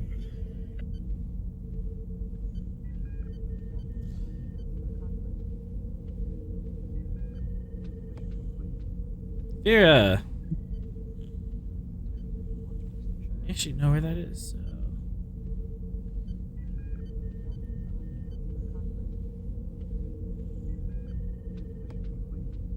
So. This is where we question if Vera's gotten her food yet. Oh shoot, yeah. Vera's busy at the moment, but she'll be back in a moment. She'll get back to you on that.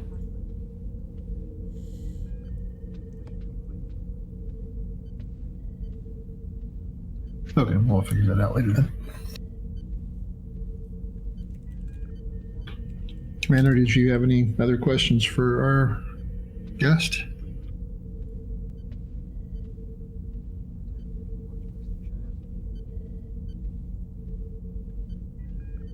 That'd be Commander Sorrell.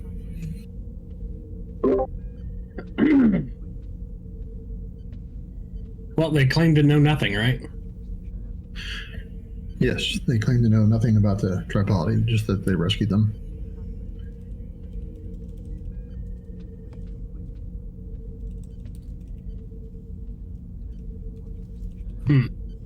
I guess I don't have any questions. If he gives us the coordinates where he rescued them, the Tripolity off their ship, how far is that away?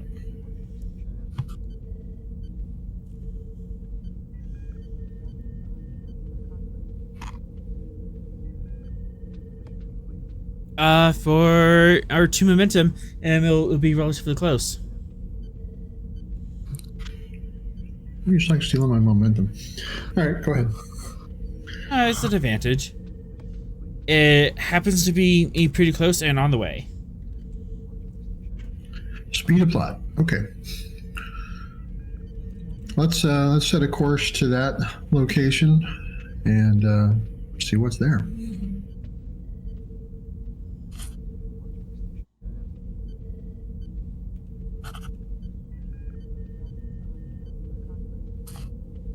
And while we're on the way, I'd like to have a word with our Romulan friend.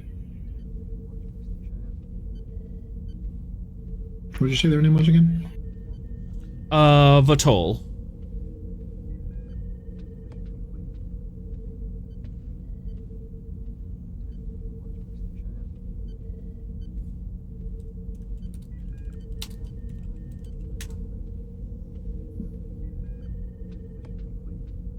That was close.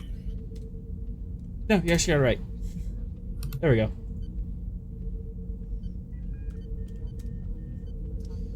Where would you like to have this interview at?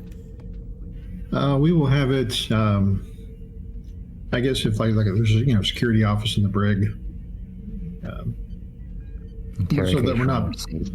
Yeah, something we can be face to face, but not through a force field. Yeah, there's interrogation rooms in the security sector. Okay, then that would be lovely.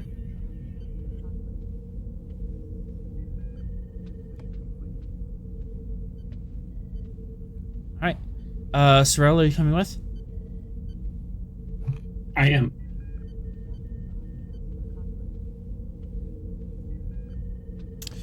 And Fox, where are you in all this?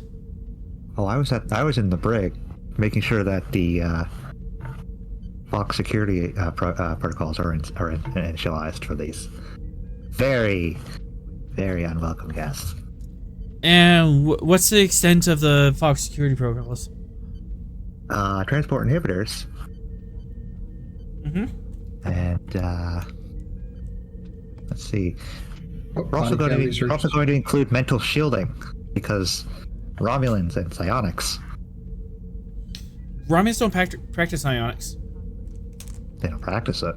Doesn't mean they're not capable of it. And we don't know what the Tripoli Romulans are doing. All right. Anything else? You're gonna make sure those Klingons don't have those disruptor boots. And the brig's separate power grid is making sure that's active and well maintained. Doubly so after the last time it got EMP'd.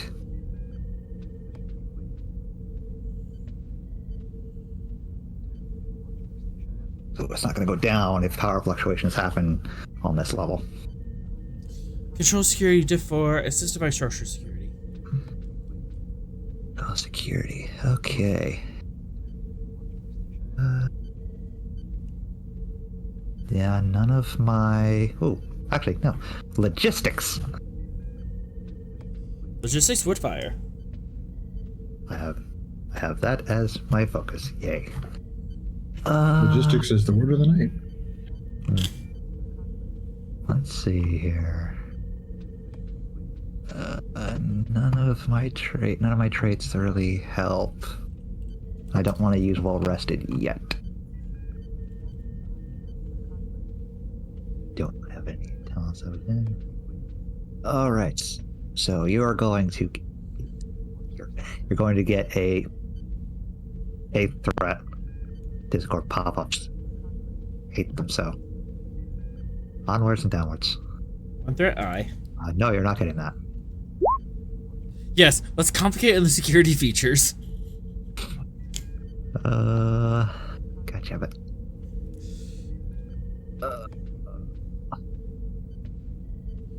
And I succeed at cost.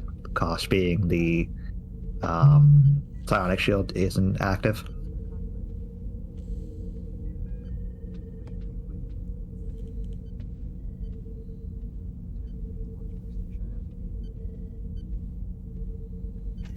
Or could Zogar do an assist? You have to declare assist before the dice start you rolling. have to do it before. We did not say Zogar was assisting. Yeah, Zogar was busy doing other things. Sonic shielding.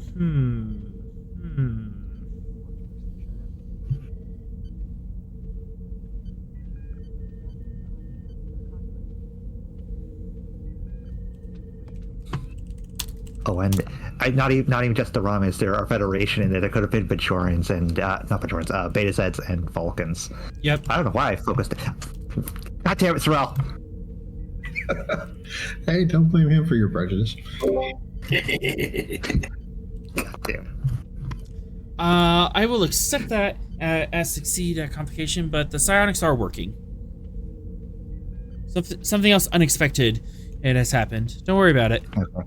Succeed at cost, but something might fail at some point. Yes. Okay. Yeah, Fox is going to be in the brig for a while. But he's going to join Frost and Sorrel with the Roman commander. As that is happening, you get a call from Captain Parker in the holodeck prison. Who is getting this call? You, Fox. Oh, goody. Go see positive Parker. That's negative Parker. What does positive Parker want with my life? It's not a holodeck prison. It's the holodeck storage room. That he's not allowed out of. I'm surprised we still have him. I thought we turned him over. Nope, you still have him. Why do we still have him? Plot reasons. Don't worry about it. Of course it's plot reasons. It's always plot reasons with you. To mention, the Admiral insists that he came with you as an asset. Oh, goody. Hey, I'm confident Arthur would not use him for anything bad. It's one more thing to damage and or destroy on this ship. So, if I'm hearing things, if I'm hearing things correctly, we picked up some tripology out there in the storm. That's right, but we have no indication of why they were out here. They were probably on some sort of a scouting mission.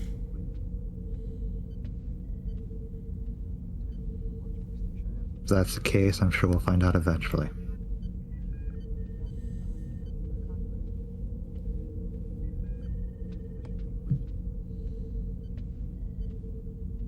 Now, is there any other reason you called me here other than to just verify that our guests are tripolity? Well, I've been looking over some fleet movements and ship movements across the Shackleton, and between that and knowing myself, I think I have a possible location of interest. I've narrowed it down to at least three sites within the sector that he might have been using.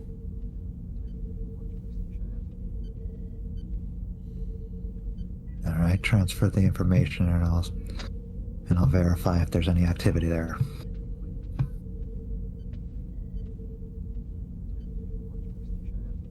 I wouldn't wait too long on this. I think we just need to jump.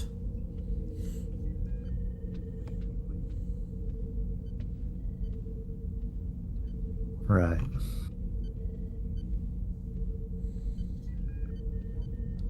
Now there's nothing else.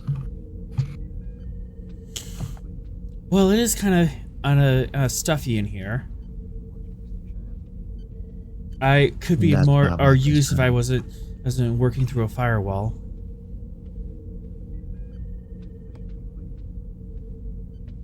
That's up to the captain, not me. I'll relay your concerns, but there's nothing more I can do for it. And with that, he turns and leaves. Leave Parker all alone in his Iconian apartment. Mm-hmm. You have a packet of information. Would you like to look at it? Or are you going to save it for later? No, I'm going to verify the information.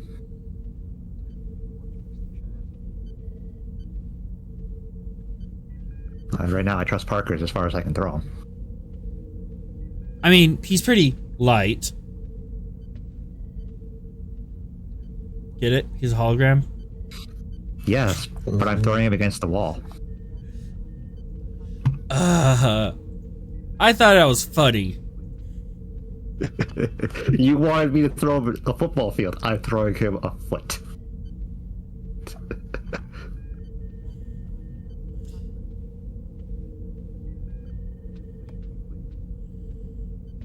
You want to know why Parker doesn't carry any luggage? Because he's traveling light.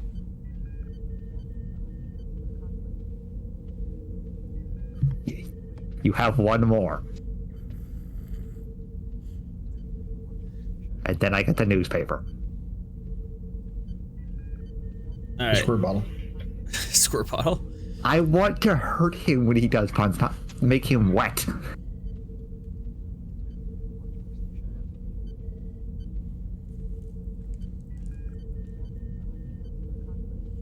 Alright. Beats and security, Diff 4, Comp 4. Oh my. Alright. Let's see. The intelligence pad to bring down that comp by 1. Let's see. Any of my would field agent fire. Yes. Knock the comp down again. Okay. Intelligence research as a focus. You know, traits, talents, traits to the ship. The only other trait that I have that would help with this is well rested, and I really don't want to fire that yet. Okay. Right, I think I'm good with Diff 4 Comp 2. And you can have 3 threat.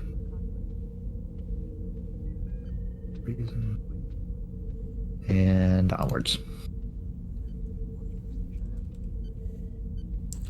And computers, security.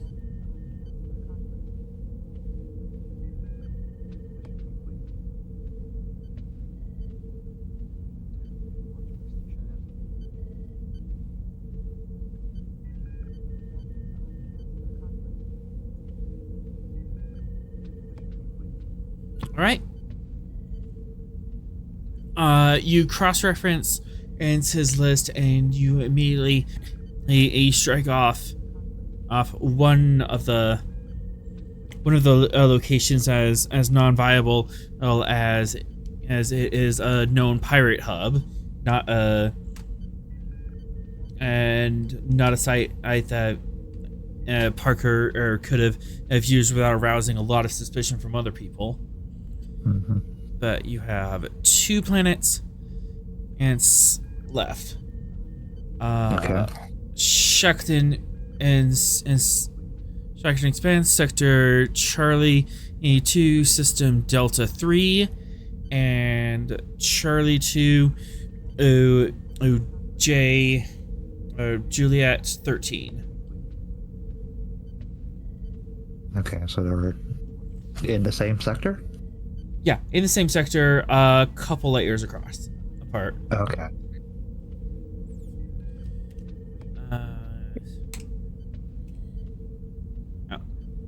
J2-D3.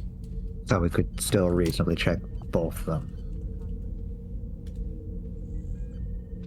And then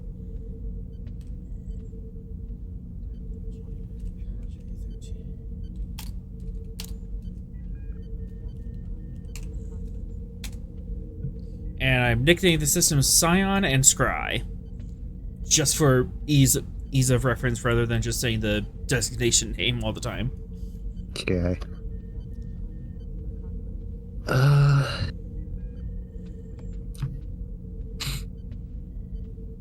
Okay, so this is what he's found as possible locations, and I've already discounted the pirate locations. Let's check Scion first to see if that's viable for what he's doing. Okay, what are you looking for?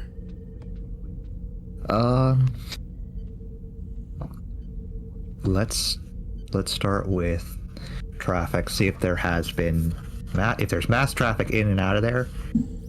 Probably not where Parker would want to go. Too many eyes.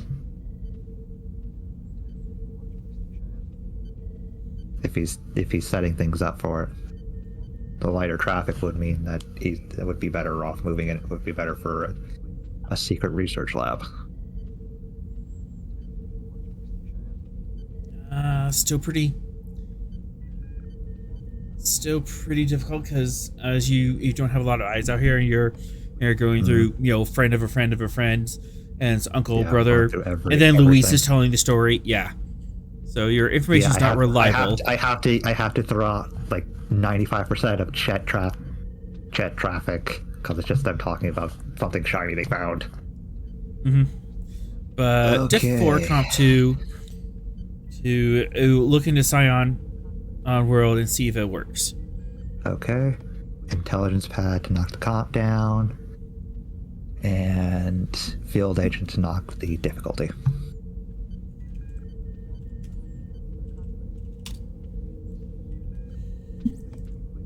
And you will have a threat. They'll have intelligence research as a focus.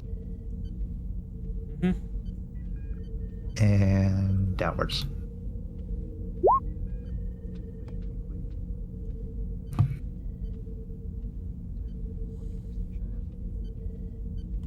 Do we need other comp security on that? Comp standard.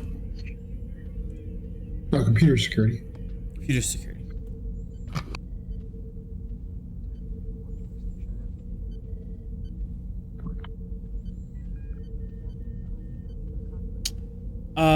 Scion appears to be away from major air trade lanes, but the junction you would take to veer off the trade lanes to get there is kind of in an unobserved space. So much like this is the dirt road off the highway in the middle of nowhere. Okay, so this still okay. So that is a viable location.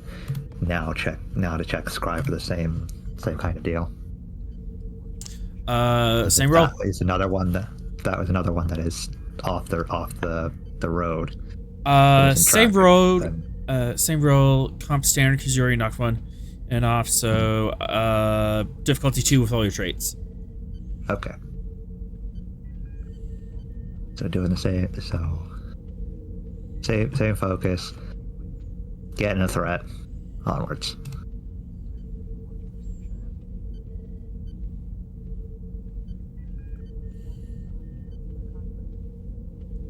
Momentum and those computers. Another computer security? Yep.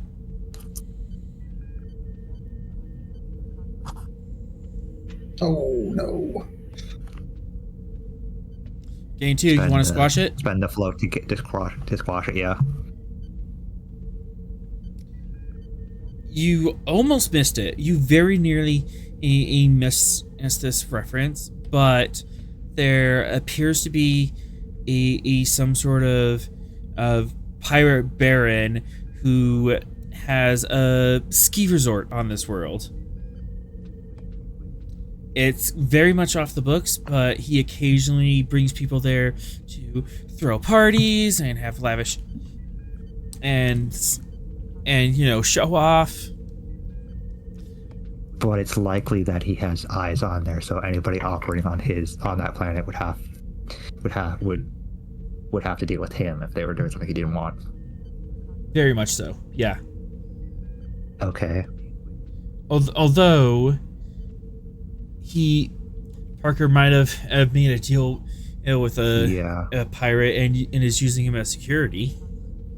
I'm gonna mark Scion as possible, but I'm gonna check into the pirate and see if he has see if he's dealt with Parker. Okay. We'll do that. And if I have to drag Vera into it for pirate connections, I'll do that. Yep. We'll do that in a new scene. Meanwhile, Ross and Sorrel, you pull this tall, pretty thin, in Romulan into a room. They're sitting up straight, 8 hands folded in front of them.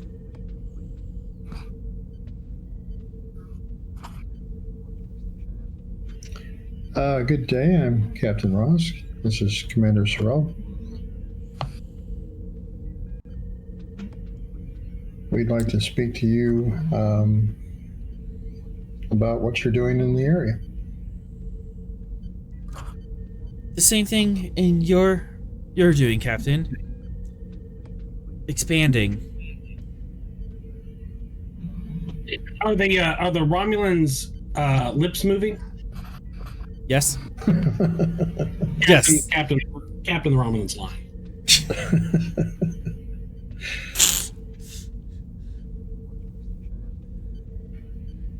Look, Commander,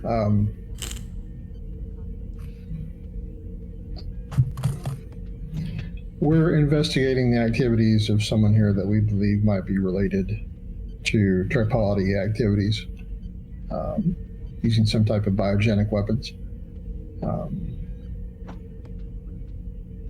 I don't know if that's involved in your plans to expand, but I would certainly question the morality of that kind of expansion. Biogenic weapons? How unsportsmanlike. We would never use such a thing.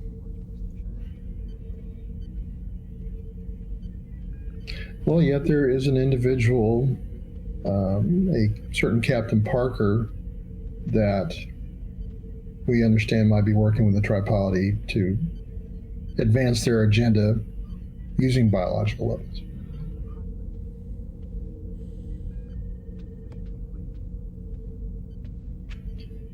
So if you find that unsporting, I would ask you, well, would you help us find him if you knew where he was? Or any of his apparatus?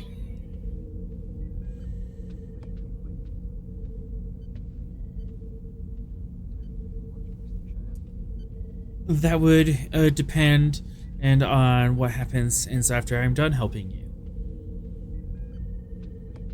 I'm assuming I'll be free to go. Me, my crew can return home for such cooperation. That decision would not be mine to make. That would be Starfleet Admiralty's to decide. But I'm sure your cooperation will be taken into account. Then can I request that the enlisted personnel be given means to return back home, dropped off at the nearest neutral star base. They're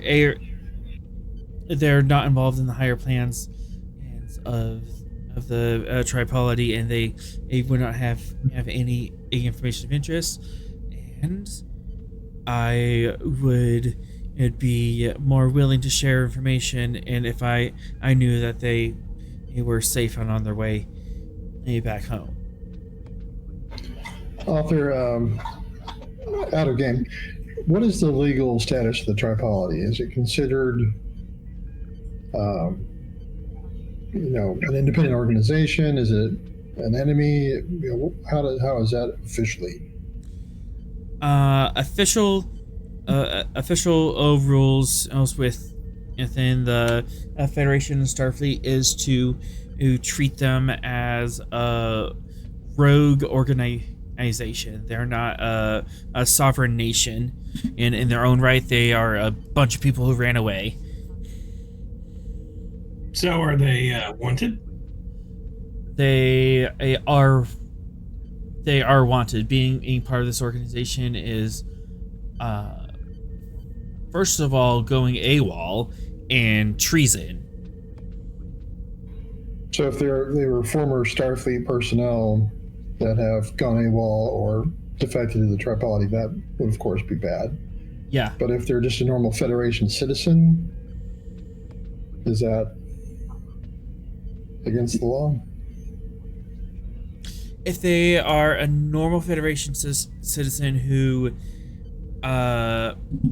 left the Federation and tried to make try to get citizenship within the Tripolity. The Tripolity is acting like they're their own government, but the Federation is not recognizing that they are a government. That's why this is kind of a weird situation. Right, that's why I'm trying to determine what the legal status of that would be. Obviously, if someone's a member of Starfleet and they, went AWOL, that's one thing, but... Yeah, Starfleet, that's AWOL, that's treason. He's saying, you're in the slammer for a long time. A citizen leaving, they would be seen for treason, but not AWOL, because they would be assisting a hostile organization. So they still would be held because of the treason. They would be held in civilian courts, but it would be a different. They'll be held accountable in civilian courts just for associating with enemy organization. And it wouldn't be a good idea to make deals to release them. Yeah, if they are civilian, if they're recognized as civilians in the Federation,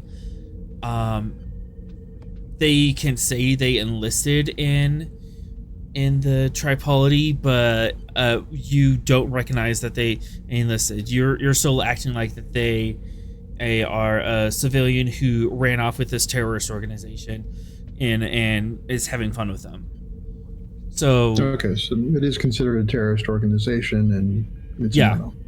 Yeah, terrorist organization still no. If they are former civilians of the Federation, they would have to be dealt with in Federation courts and not in a JAG. And then the Romulans, Klingons, and whoever else would have to be turned over to their respective governments. Then. Yeah, they would have to be extradited to their respective governments. Oh, yeah, that might get those Klingon and Romulans talking. Because they're not going to be in some cushy Federation penal colony. Yeah, they're going back to the governments that are almost certainly going to torture and kill them. That could be a point of leverage.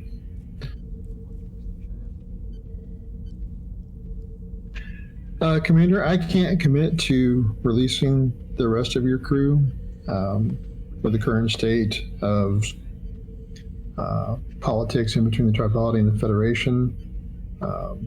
They can't just walk away from that, especially if they are Starfleet personnel that have defected. I can request that they be given appropriate security measures if everyone is well behaved. I don't know how the respective governments of the Klingon Empire and the Romulan Empire would be interested in their people there. Perhaps we can offer them a better deal if they were cooperative.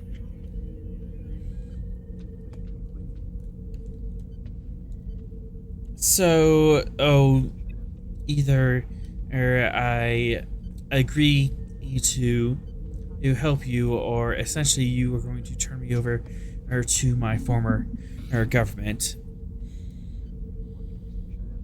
Is that a threat? Yes, that would. No, it's not a threat. It's simply my obligation. What I'm saying is that if you are cooperative, then the Starfleet would have a vested interest in accepting your cooperation and making consideration and making it worth your while. if you have no value to Starfleet, then you have no interest being here, then we can just send you to the Romulan Empire and they can handle you as they will.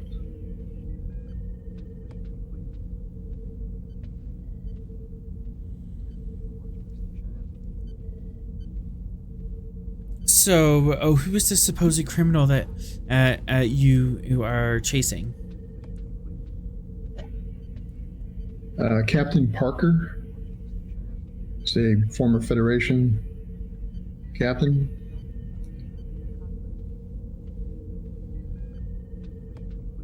I believe he's responsible for creating a number of deadly viruses and unleashing them, and plans to do so again.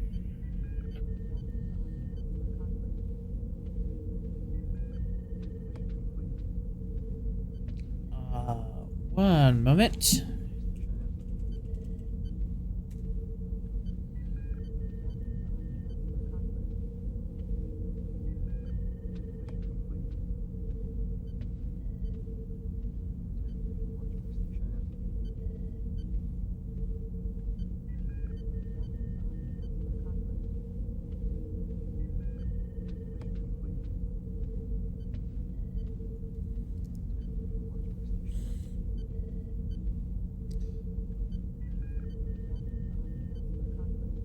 Again, that doesn't seem very sporting, and I'm not familiar with Captain Parker. But then again, in our nation's military is large and expansive, so there might be captains I haven't heard of.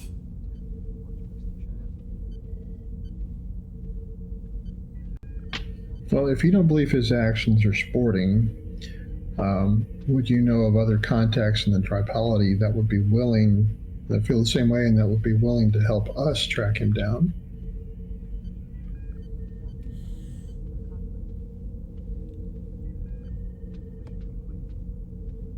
A joint operation in between our two states to hunt down a criminal that is of interest to you, in exchange for leniency and possibly extradition in back to our grand state. If you can help me get to Parker and disassemble his virus network, I think we could agree to something like that. What are we agreeing to? Nothing we should.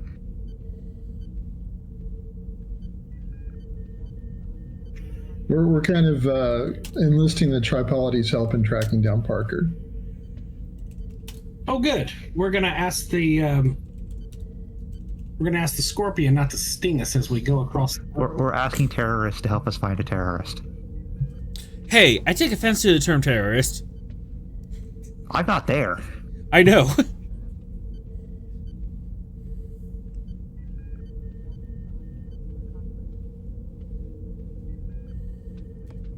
Oh God.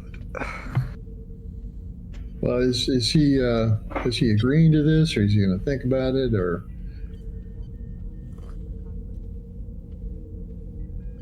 I mean, I will be willing to help as I can, but there's not much more I can do besides tell you what I know.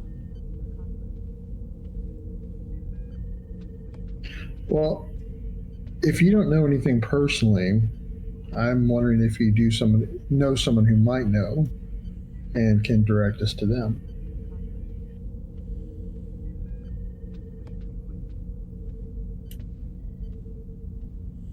I don't know anything immediately, but I will keep that in mind, and if anything does come to mind, I shall let you know.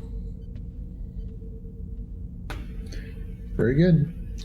And we'll send him back to his cell.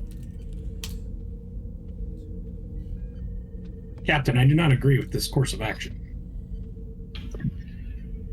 I know you don't like collaborating with Romulans. We may just have to keep that card in our back pocket if we don't turn anything up ourselves. Maybe we play it, maybe we don't. But if we run out of other options, then that may be our only shot. Sorrel does not look happy. His eyebrow is definitely raised.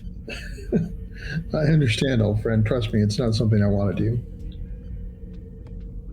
So let's see if we can come up with something else. Indeed. My thought is if we can find the ship that they were from, perhaps we could find some intelligence on it. It shouldn't be that far from the location that Captain Rockwell? Commander Vartol. No, the captain of the mining ship. The captain mining ship is Captain Rockwell. Rockwell. He gave us the coordinates of their ship, right? The torpedo ship. Yeah. Yeah. So let's head there and see what there is to see. Okay. I think it's a good idea.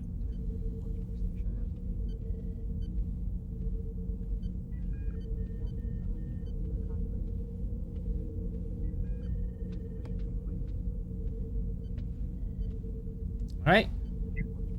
You guys are going to the bridge? Yes, we will go to the bridge. All right. We'll give Vera the coordinates and go there. Well, meanwhile, Fox, did you want to talk with Vera about some piratey things? Yes. Pirate Baron. That'll be fun. Do we have a Vera? Yeah, Vera. Vera! You have pirate things to do. Am I being profiled? You have pirate connections. Fox is asking you for help on an issue. He's not being diplomatic about it. I'm pretty well informed. Yeah, so Are I well need informed. to see if this particular pirate has had dealings with our quarry, the alternate Parker. That's something I can look into. Did that target have dealings with Parker? From my intelligence? Or my contacts? This is starting to seem. Would you like to be well informed? I would like to be well informed. You have a threat. Boop. Yay!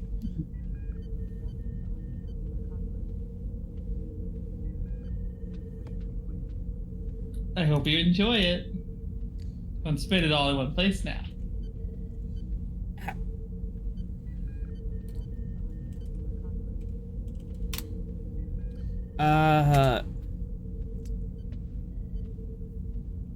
There's two people that fit the profile. Broderick Barrick, human, he, him, and Kula Nolan, Trill, he, him. And they've been bopping around on this side of space and are big enough players to call themselves Barons. And they're both big enough to have that kind of resources to call themselves such things. I would have given Vera everything that I found on the planet's Baron.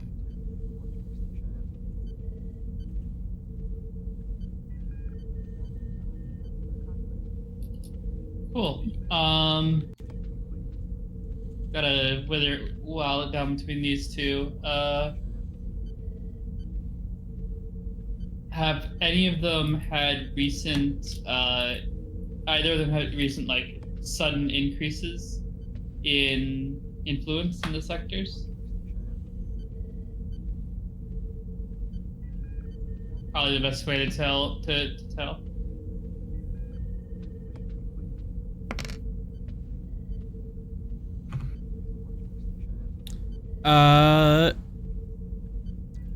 Cullen, Kalu Nolan and has definitely seen an expansion and clout recently? This one. This is the person we need to find.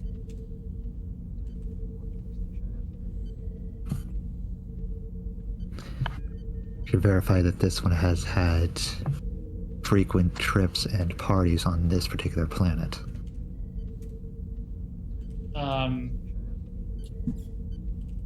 Can I verify that? Oh yeah. Like I'm pretty sure. Look, if you want somebody this big, who's been in the area and has, had a lot of success recently, that's the person you want. It's not as my information isn't as verifiable as yours is. You're all professional and stuff. Very well. I'll start running this one down from my end. See if there's any chatter of him and Nega Parker in the same sector.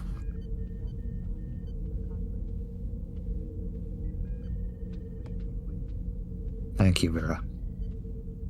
Yeah, you got it.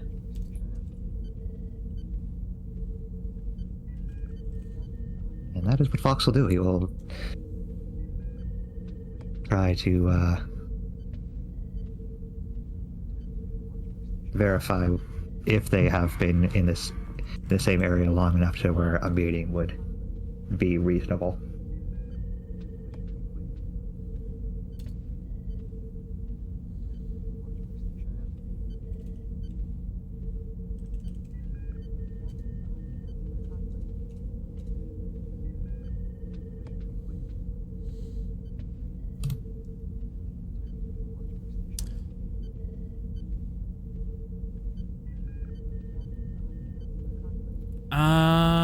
Tracking down a criminal crime boss.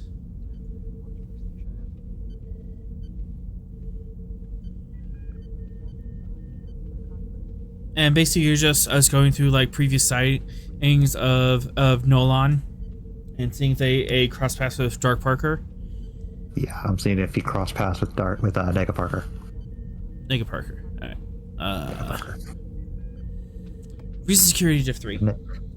We have negative Parker or we have positive Parker. I'm trying to see if negative Parker has dealt with him. Okay, I'm gonna make this real easy on myself. Intelligence pad and field agent. Diff 1. Go for it. Intelligence research as a focus. You can have a threat because I like to do things. I'm gonna reroll for shits and giggles. Hey, got some momentum finally. And the ship. And yeah.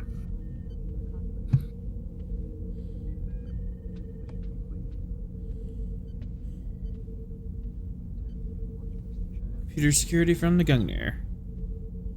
So, coming in.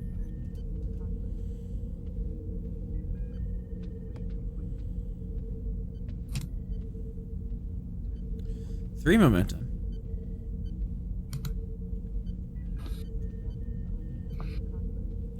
Shot. It does not appear that Nolan has been in the has crossed paths us with Parker. They haven't quite appeared in the sector at the same time. None of the timelines nice match up.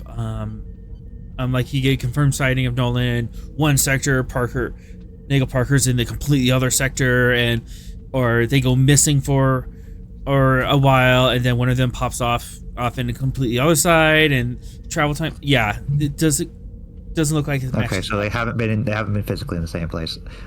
Let's try to crack into any chatter they might have had within the last few months.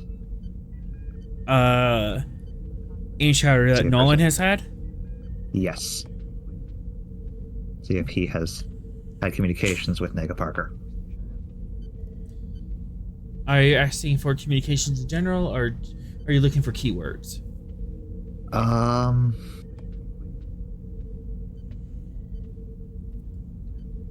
how would I narrow it down to see if he was making deals with Parker?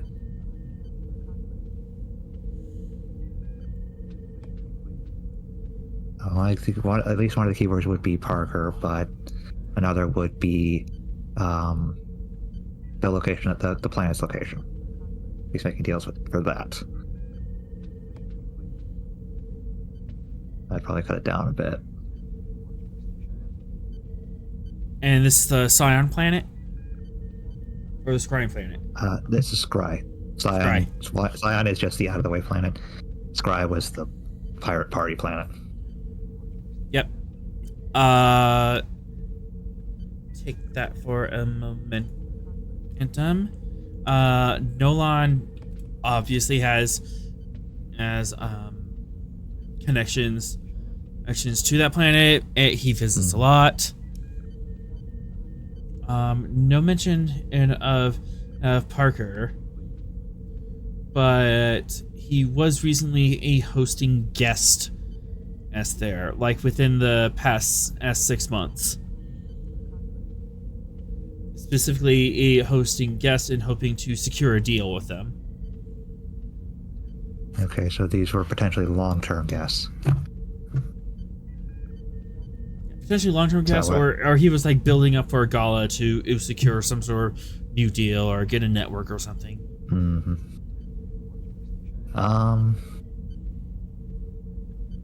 Any indication of who the guests were? Or what the deal he was intending to make was?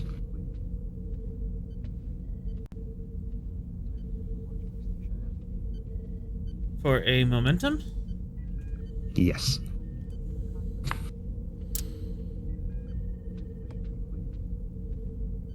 And I'm going to send this to your pad.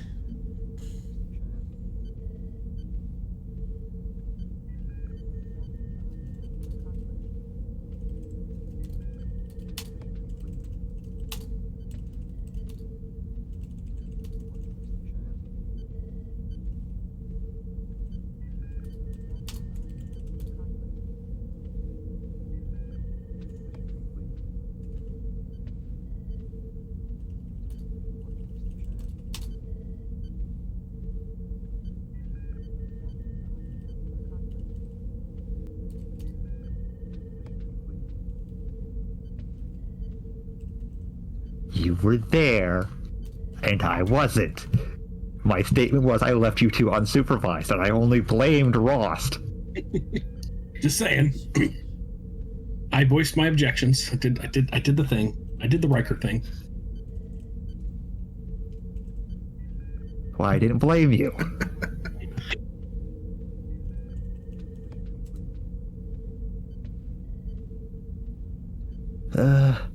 Oh, good! Hey, Vera! How do you feel about your mom coming up again? Honestly expected? Yeah, that guest was the queen. Well, I mean, there's a reason I've been building a pirate network myself. Oh, good. It was a weapons deal in exchange for relics. That's yay. Let me clarify.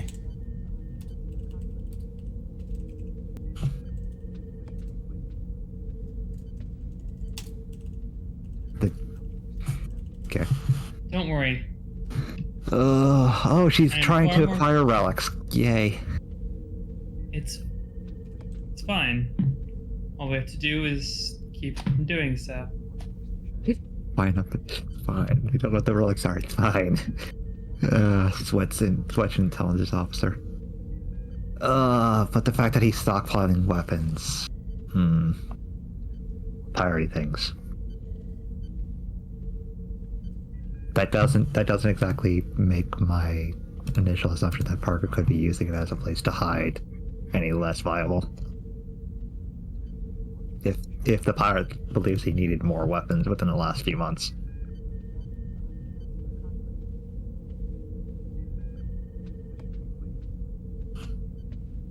What do you think?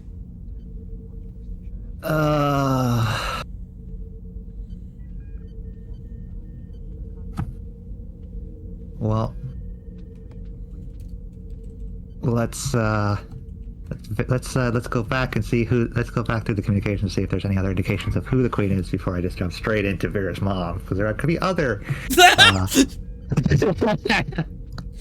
That sounds dirty. Because there could be other Riot Queens operating in the area, and also checking to see what kind of relics Nolan's been hoarding. That sounds like 2 questions. I can answer them for the remaining momentum. Any objections, Sorrel? Nope. Okay. Take it. Do. You get more questions.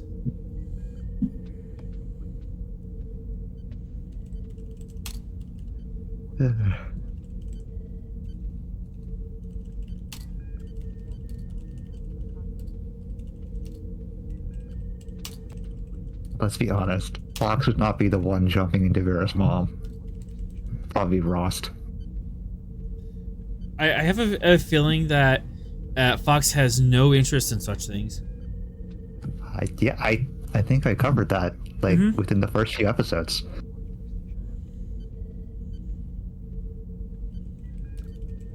He just hasn't met the right person yet.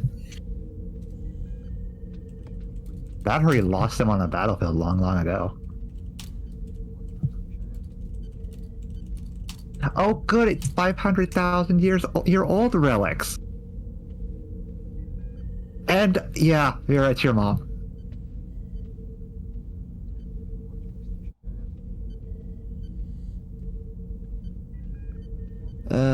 Good. Yeah, Fox had not gone very far from Vera to verify all this information, and you just hear him disgruntled Fox noises, muttering, "God damn it! Why is it always her mom?" Are you alright, Fox? Yeah, no, Nolan, that pirate we were looking into. He has to deal with your mom for relics. That surprises you? What's worrying is that they're 500,000-year-old relics and local to this area. That surprises you?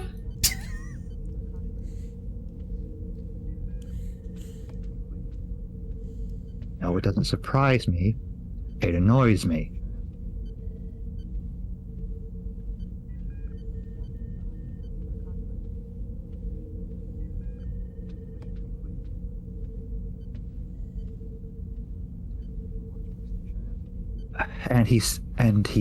And Nolan is stockpiling weapons through her at the moment.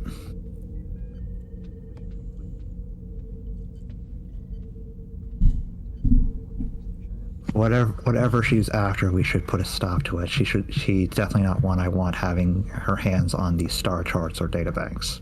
Who knows what's on it?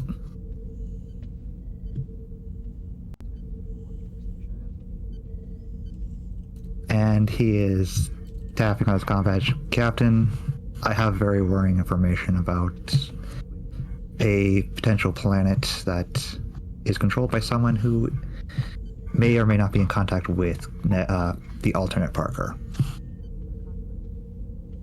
What information do you have? I have completely forgotten what the name of Vera's mom actually is. Bezrael. Bezrael is currently dealing through a pirate baron, Nolan, for relics specifically, and this will be of potential interest to Sorrel as well. 500,000-year-old star charts and databanks.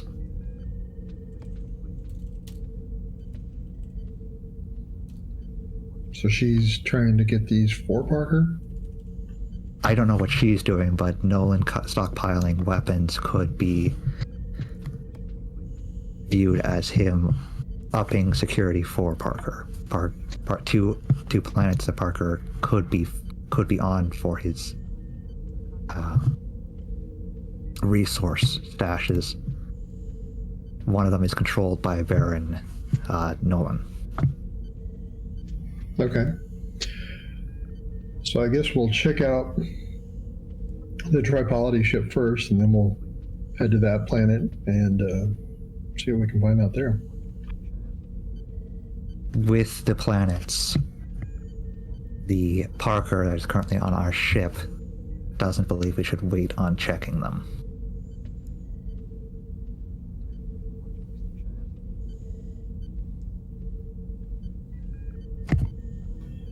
How much time would it take us to get to that Tripoli ship and give it a look over?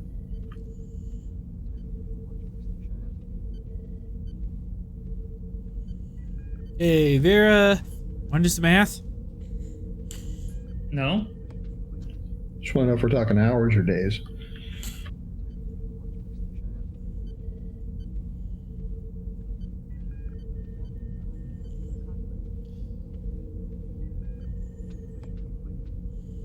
Oh, goodness.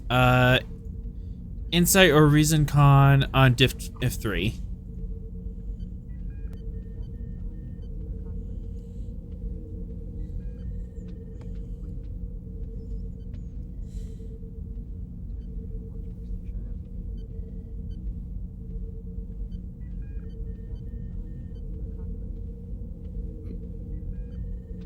Okay.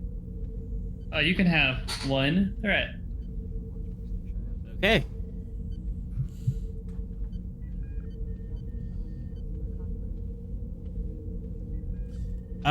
Vera, what do you think? How long will it take us to get there?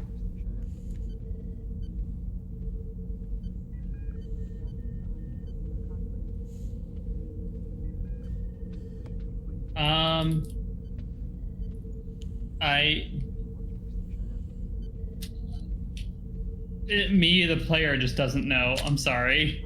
Like, what's the most dramatic amount?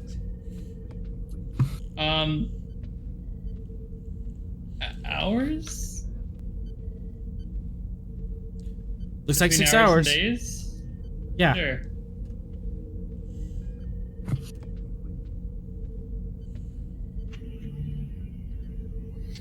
I think we should make time to check out the Tripoli ship if it's not going to take more than that long.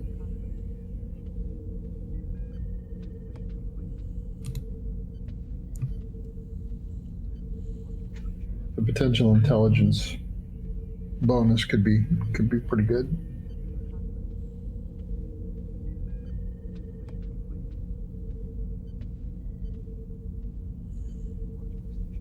It's your call, Captain.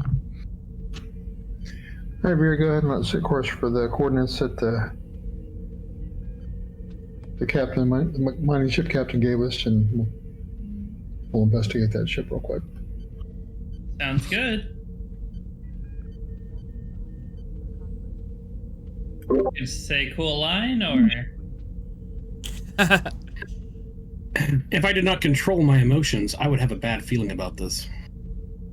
You don't have control on your emotions. Okay, that's good enough for me. Let's go.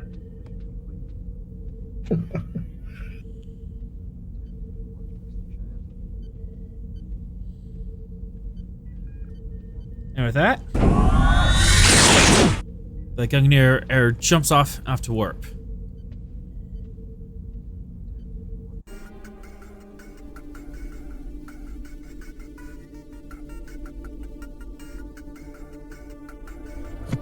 Oh, no, Nebula again. No, it's a different nebula. Totally different. Recognize that dog-shaped cloud.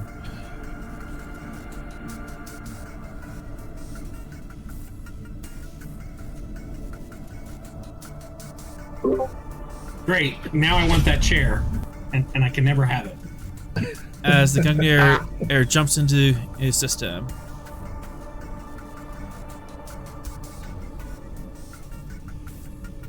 Or 6, that could be enough. Yeah, that's plenty. You can always throw more. Not helping. I'm helping someone. Not the right person. I'm helping me. As And on long range person? sensors, you see 2 Orion and frigates hovering around on the Tripolity ship. Red alert.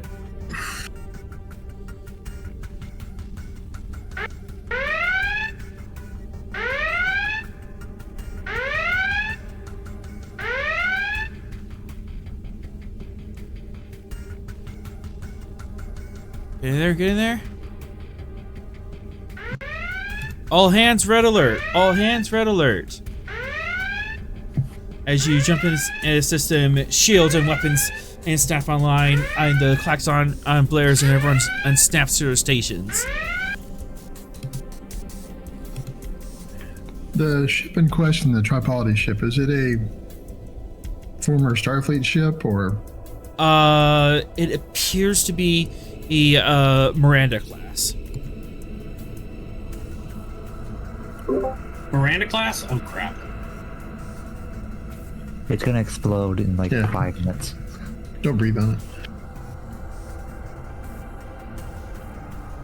At least it's not an Oberth. It would have been. There would be nothing left if it was an Oberth.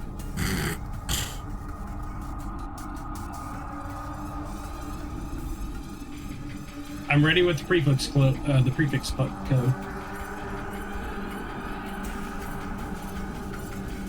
And just to make things interesting, did someone request that things be made interesting? I recall no such. I did. To put him in a torpedo tube and send him out there. Hi, I'm helping. wait.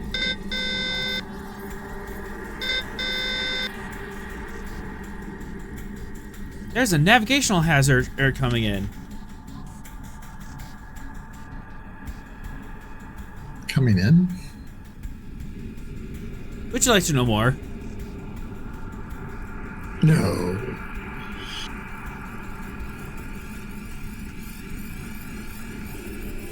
I mean that sarcastically, by the way.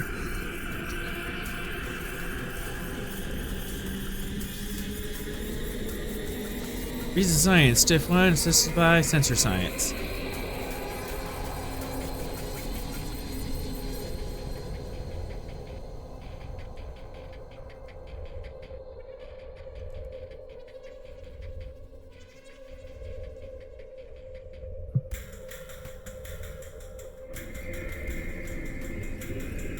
You gonna science that, Mr. Sorrell? He's currently in the corner weeping over his chair. I'm going to science the hell out of that soon.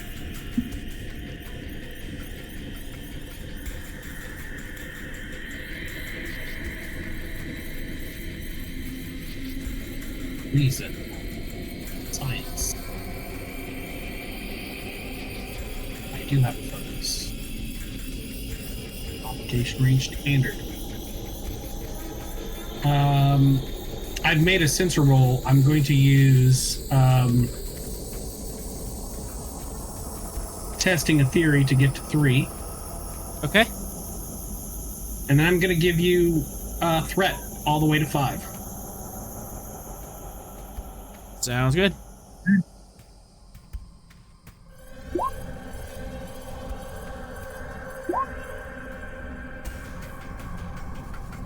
Two, 3, 4, 5, 6. You got a little momentum. Momentum generated. All right. Sending this to the console.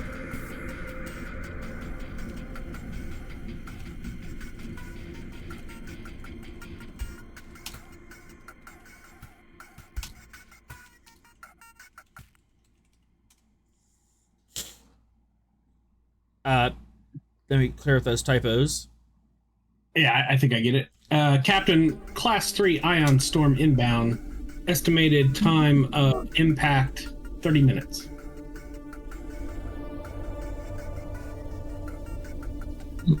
Okay. So we're going to have to do this fast, of course. These Orion ships, are they Like small fighters, you said, or They're something bigger? they're scale 3 frigates. Okay.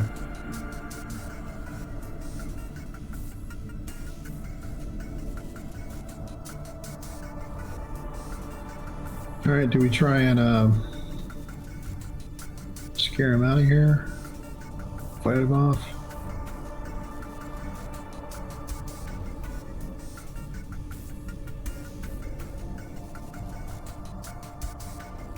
Let's try and put off a little bluff here. This is the Federation starship Gungnir, Captain Ross speaking. We are claiming rights of this Federation ship. Stand off immediately.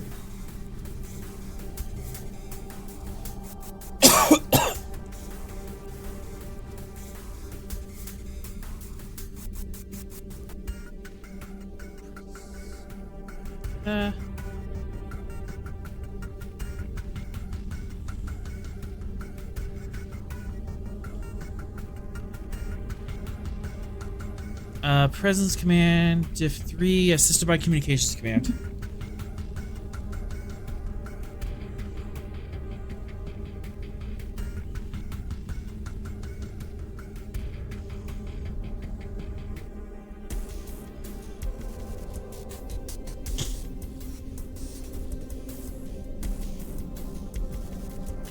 Would a focus in Federation law and politics help here, essentially claiming salvage rights on a Federation ship?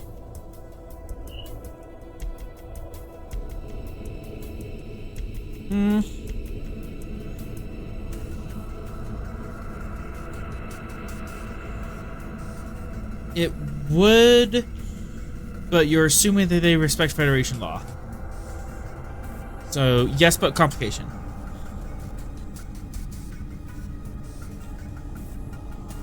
Like complications. Alright, alright, presence command. Go ahead and take 3 threat.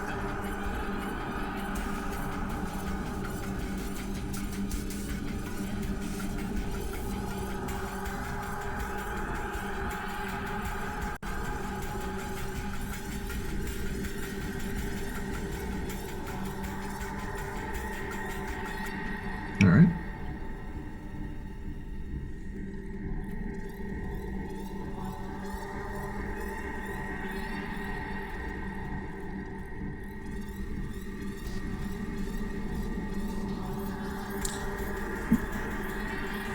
Federation and vessel. We really don't have time to negotiate here. Plus, we already have all the good stuff. If you want what's left, you can have it. And at that, You really. Crap. and at that, they initiate a tractor repulsor beam and they throw the ship at you. It is on a collision course. No hesitation. I'm assuming that would happen. No hesitation. Can I override and snap the tractor beam out to catch it? You can override. Normally diff 1, overrides to diff 2. I'm going to increase the comp range.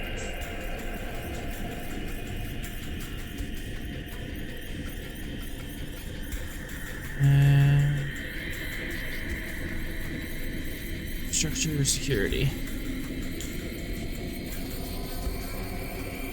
Cool. Have a threat.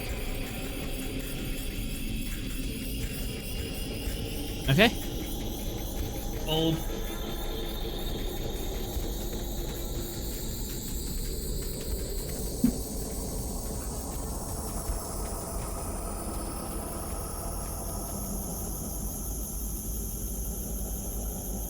And you have 2 new momentum over as Miranda class full scale L4 ship just starts tumbling aim towards you at high velocity. And your fingers fly across the console. Override. Tractor beam. Snap! And the blue beam lances out from the Gungnir and catches the ship just in front of you as its steaming hulk holds just like 500 meters off your bow, which is uncomfortably close. Can I spend 2 to try to intimidate them by like saying into the like looking directly in the comms calmly? You're going to have to do a lot better than that. Be a lot faster than that to beat Vera the Swift Hand. I'll take it. Okay, buddy. Ryan Smacktalk. Ryan Smacktalk. Yeah, she used her pirate title. Like, she wants these guys to just stand down.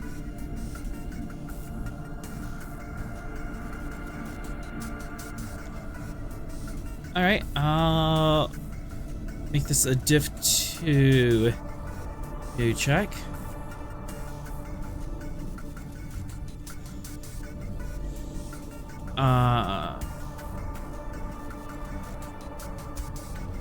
And patience. Good luck. They comp on both of those? Wait, no, the tests. Oh goodness, the test roll's still not working. They're still not working. Sheets are still weird, but no, that's a hit. Oh no, one. Oh no. Okay, they pass. I can math. What if I...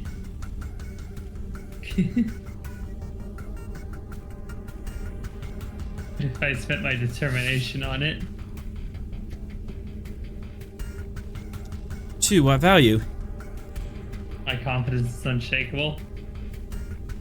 And what trait would you be generating?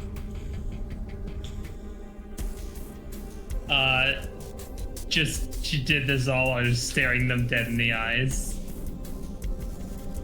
So just trait intimidation? Yeah.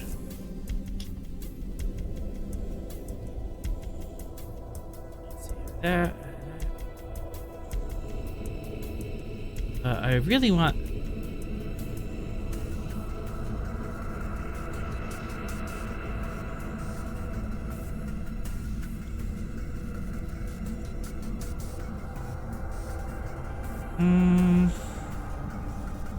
They don't have to run, but I want them shaken at least.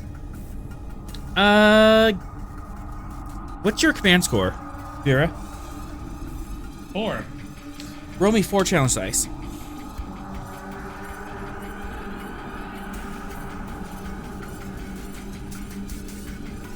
Okay.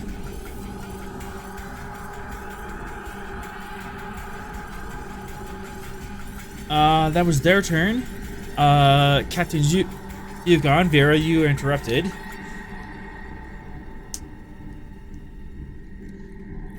And it seems like a good time for a swift task.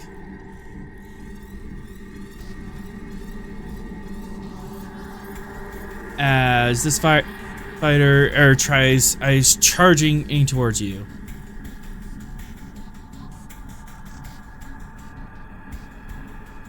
Alright, what the heck is this rogan?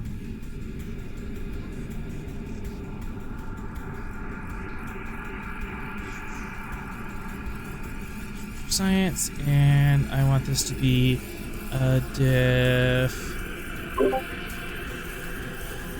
What science are we doing? I'm doing science. You're doing science. You're not allowed to do science. I do science.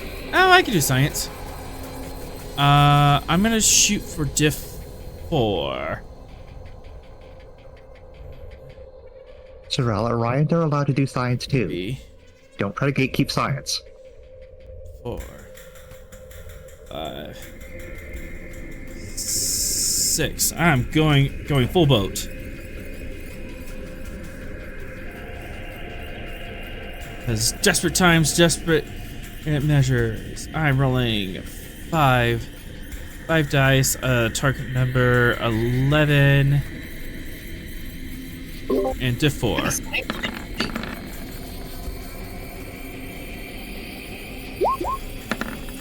Guys, how did you make it? Guys! Hey, that's a 0. And again, that's not correct. Crit fail. No. It has to be. That's.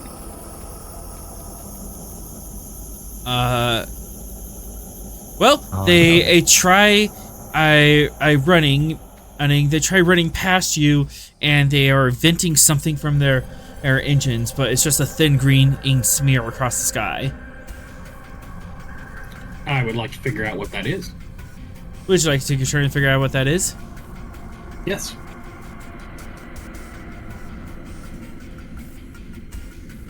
Reason science, diff 1, sensor science.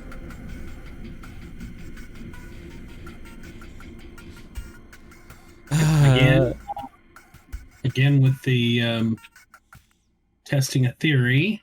Yep. And then I will give you 2 threat for 4 die. Threat eye. Guys, you're so bad at math. Why are you doing this?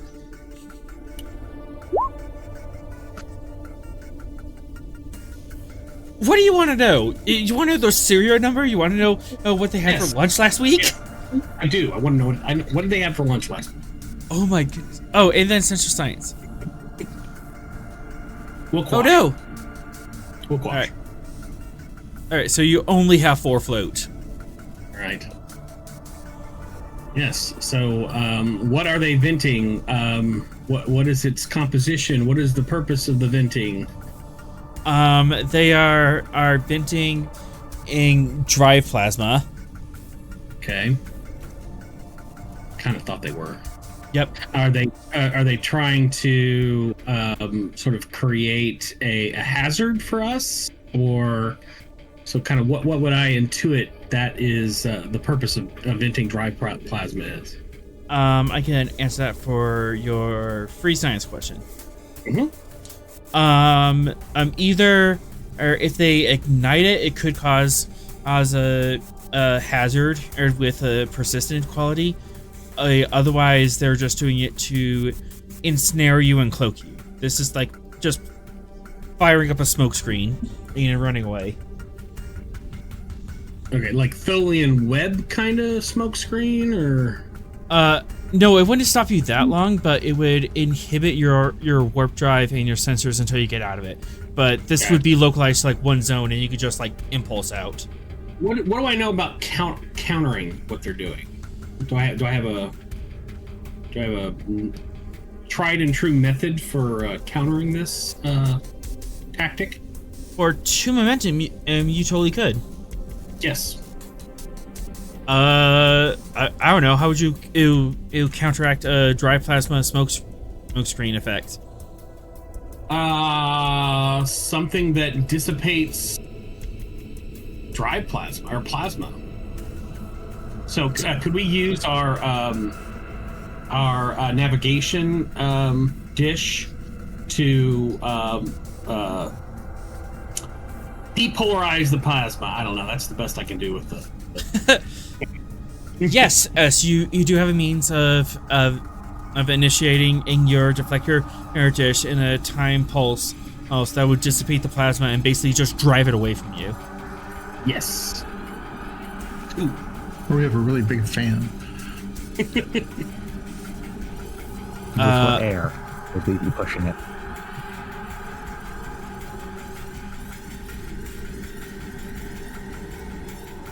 Well, you still have 2 momentum. 2 momentum. What is the current trajectory of the Orion ship?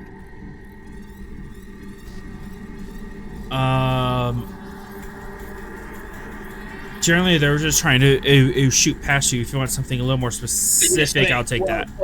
Right, so they're shooting past us, and I was kind of thinking Millennium Falcon, Empire Strikes Back kind of thing. Like they're trying to set the screen and then change direction. I'm wondering if I can figure out what that new direction might be based on how they're setting up the screen. Not enough information itching to tell. Your best guess would be somewhere aft of you. Normally, like, drive by, and then you keep the momentum, and then you'll jump to warp somewhere in this direction, but you do not have enough information to figure out where they're going. Okay. Yeah, I'm going to assume they're going to make an orthogonal turn relative to the plasma screen so as to maximize the benefit of the screen. Yeah, that would make sense.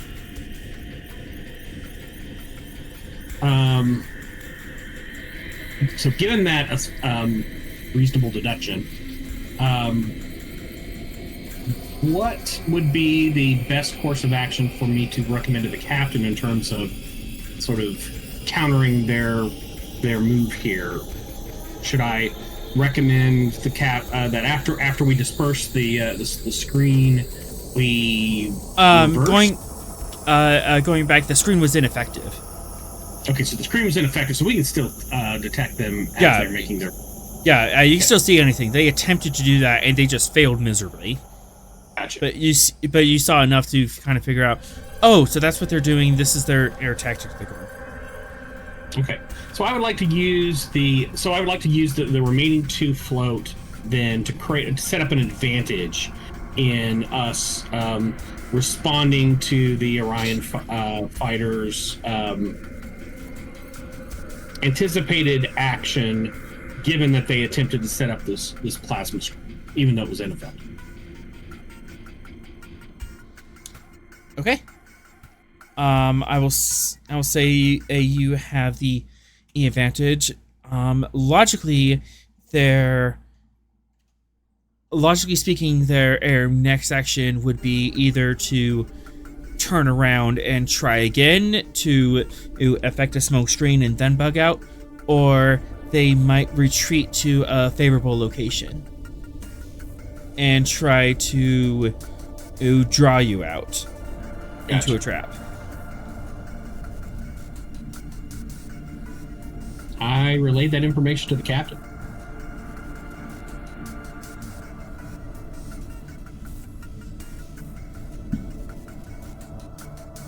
Captain, you are so advised. Okay.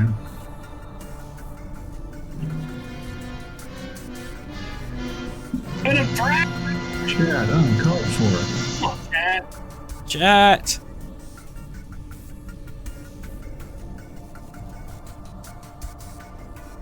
I don't know why we expect anything different from chat at this point. All right. So this Ryan fighter comes by. I am not going to keep the initiative. It is player's turn.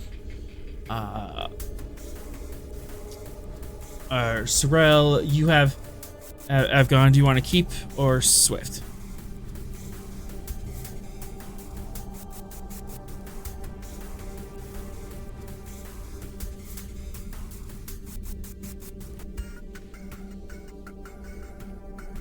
Does anyone else want to go?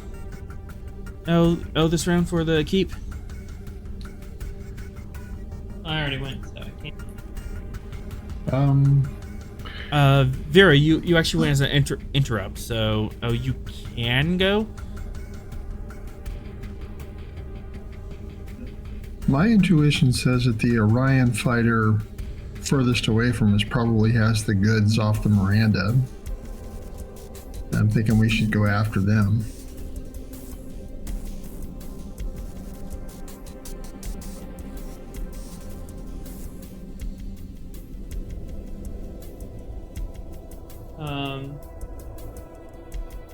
That tracks. So Vera and Fox, do you want to keep the initiative? Oh, we can do that for free, right? It's the first round. Yes, it is. Fox, do you want to go first? I don't know what I would do. Disable one of the ships.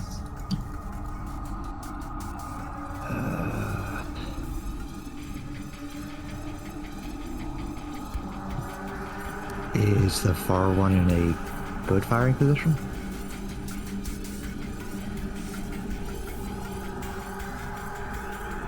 The far one's in long range. Okay. And that affects... Would it make it more difficult to fire with the phasers? It'd be one more difficult to fire with phasers. It would be... So, diff 3 either way. Diff 3, phasers, diff 3 with torpedoes. Okay. I'm gonna start with the phasers. Let's disable the far one, going off of Ross logic. Okay. So you're gonna be stepping in for Zogar? Zogar. And let's hit their engines with precision targeting.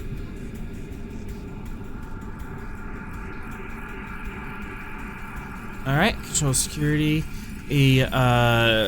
A diff 3 brought before because as a system targeting brought back down to 3 because precision targeting.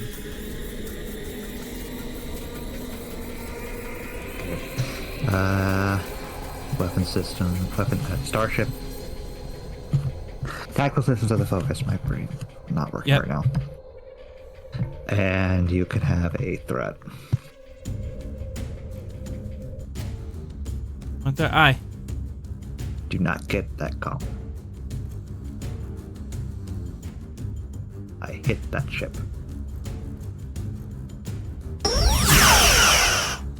Phasers away. Roll that damage. Down.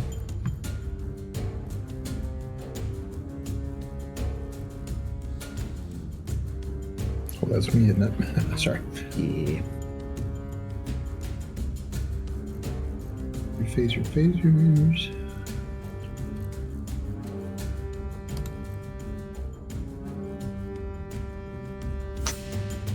And let's go ahead and re-roll those 4. All right.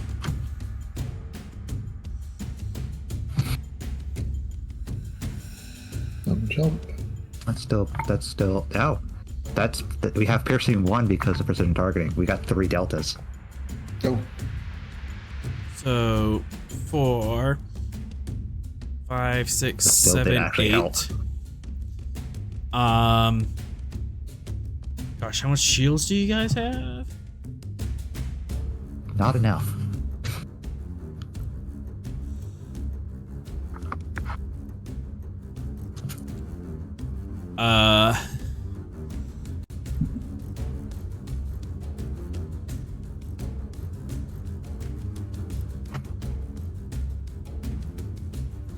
Whoops.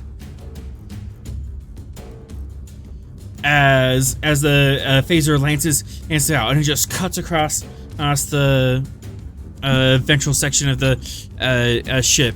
Explosions in its rocket, and she starts delisting.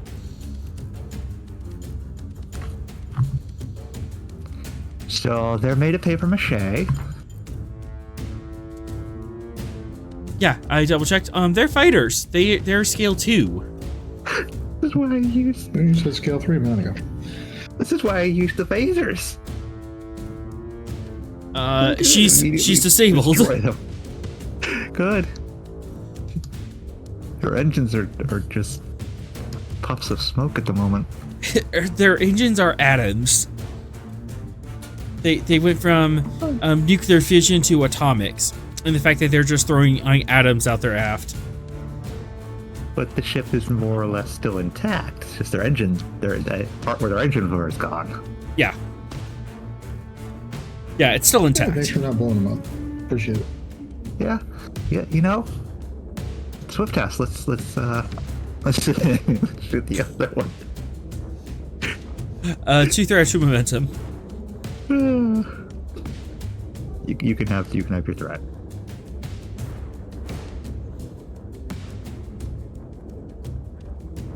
All right. Second verse, same as the first. Diff 4. Yep, same dealing with precision targeting on their engines.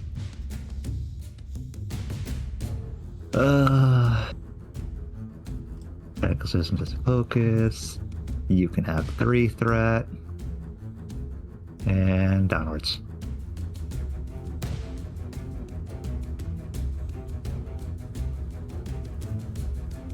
Oh boy. Captain.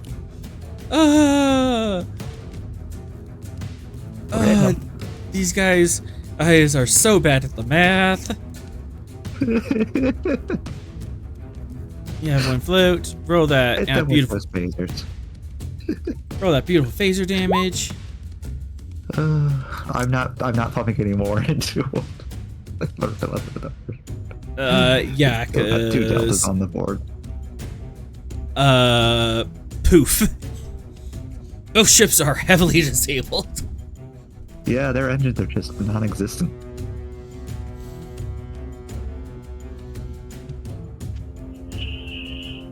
This is Ross to the Orion captain.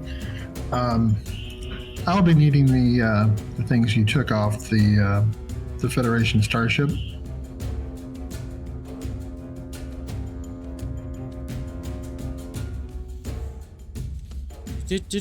Spending 2. Threat. As.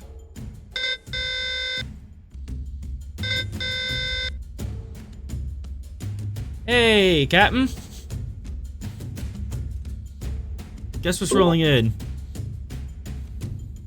The ice cream truck.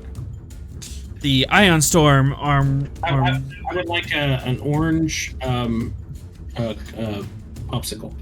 Alright. I'm sorry, Terrell. This is a Romulan ice cream truck. That was class 3. All they have is lies. 3. Yep. Vicious.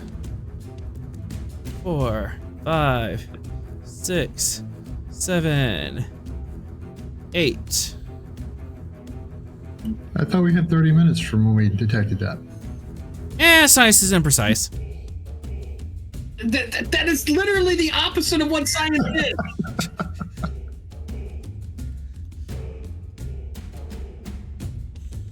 Yeah, we're not doing guesstimates here. As a thunderbolt from the Ion Storm arm lances out at you. Oh, I can re-roll that. That's 1, 2, 3. Come on. So every disabled ship in this area is going boom. If you don't get him out in time. Yay! That is 11 damage to the Gungnir. The what now? A lightning bolt from the Ion Storm arm hits you. Snuck up on us, and then apparently used sneak attack damage. And Terrell is shouting at the cloud again. Oh, this is gonna be the Foxwave fisted Ion Storm. Yeah. I don't. Yep. Hey, it's doing my thing. So, with your resistance, you take all of 4 damage. See? It's fine. So we're down 4 shields. 4 shields, yeah. No breach.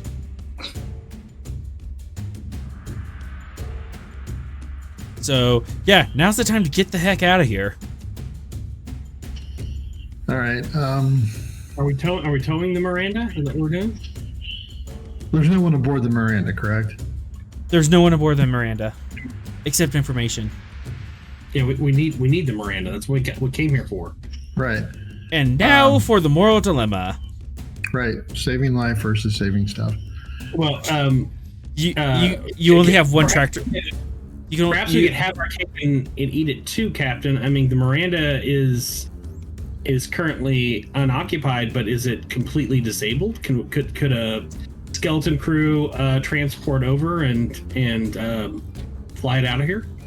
No, not without extensive repairs. She was abandoned for a reason.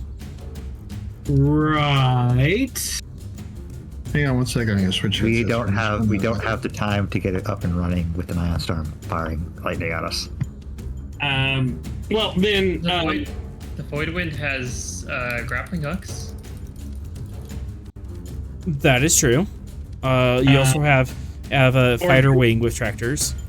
Or we could use could we use the Hawking to download the entire mainframe of the Miranda class's computer core, and then just who cares at that point? We got it, we got what we need.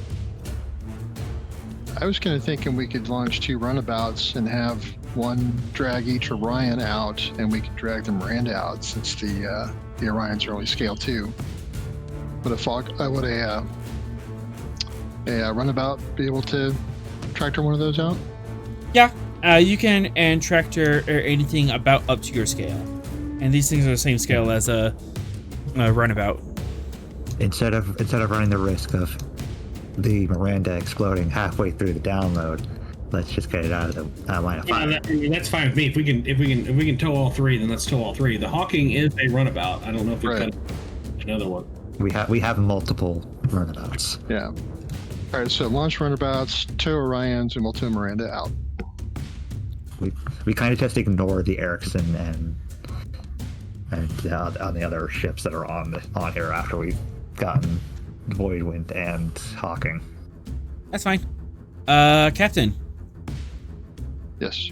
Presence Command Div 3 assisted by Communications Con to launch fighters.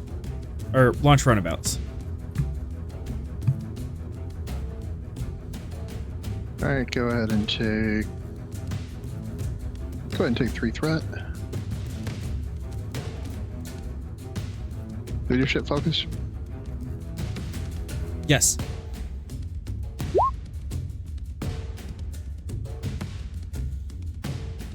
Shot.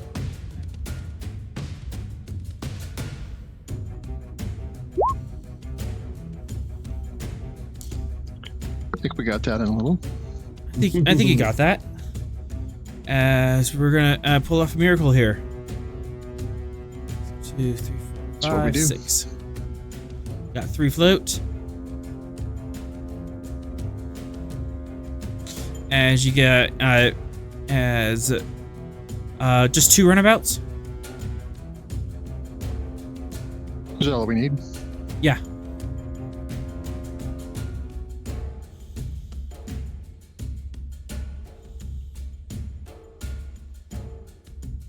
All right, as 2 runabouts launch out from your 4 or launch bay and fly out to positions.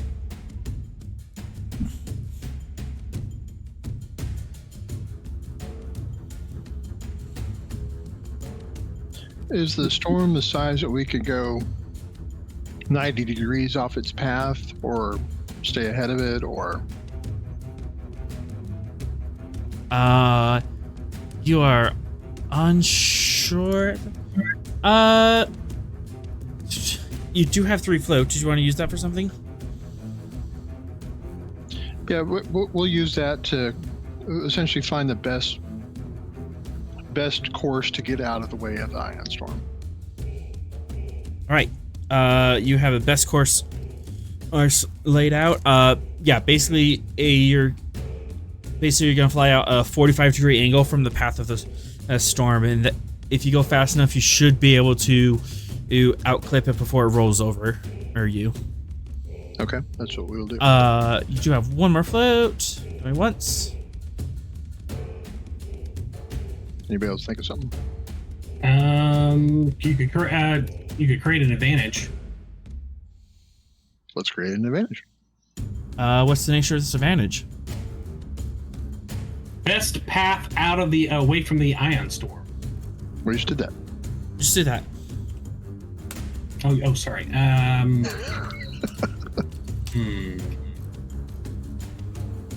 He's basically arguing with Chad. So he's not focusing. Yeah.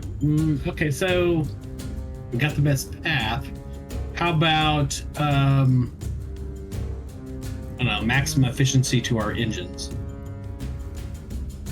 I would think that proper tractor beam lock would be a good advantage. Okay, I agree. I agree with the Fox. Targeting the key spots on their structure in order to keep lock, even if the storm starts to get a bit out of hand. I like it. I like it too. I like it. Clean tractor locked. See, I can help. Yeah. I just prefer chaos. Nice when you help us. I just prefer chaos more. All right. Shuttles are getting in position. All right, who's next? Vera, let's do a coordinated jump with everyone. All right, let's jump.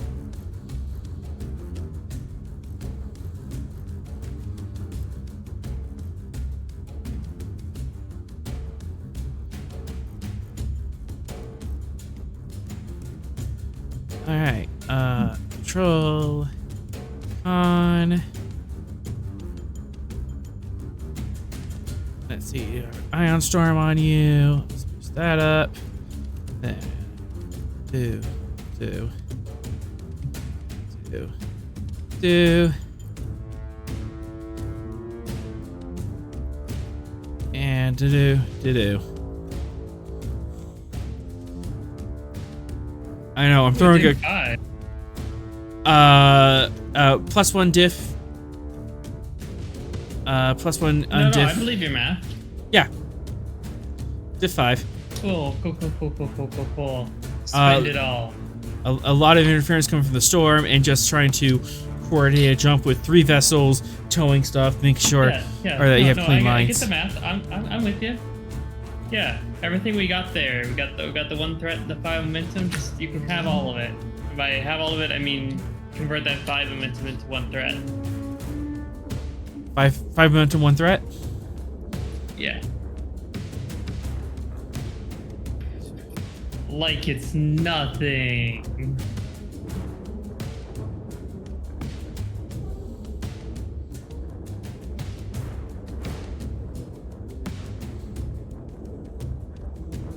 Just do not ask her to do math. It's that simple. You don't. I mean, we do have Sorrel to do the math. Oh, it's just 1.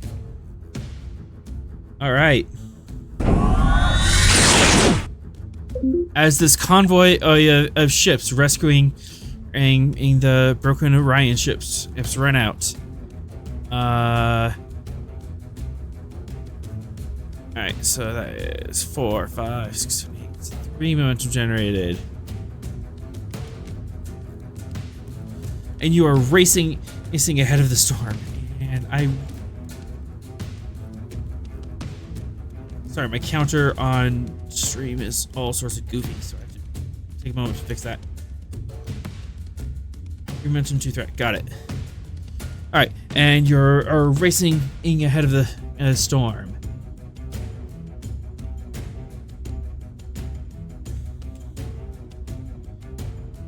And my last 2 threat.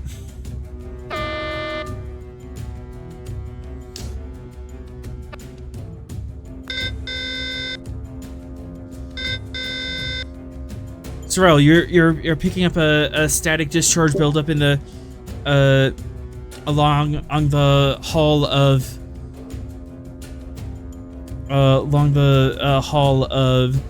the Miranda class. Captain, there is a static discharge building up on the Miranda class. Can we do anything to dissipate it? Yes, Captain. Possibly. I don't know. It's gonna get hit soon if you don't do something. Absolutely going to do something.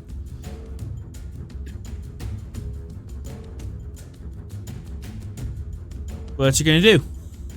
That's a great question.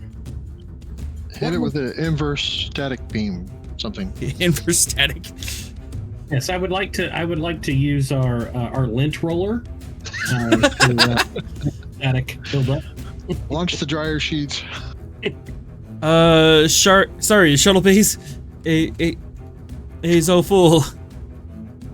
Flight deck so full you can't launch any more or small craft, including the dryer sheets. Put it in a torpedo. I'm going to suggest first question, can we extend our shields around the Miranda class?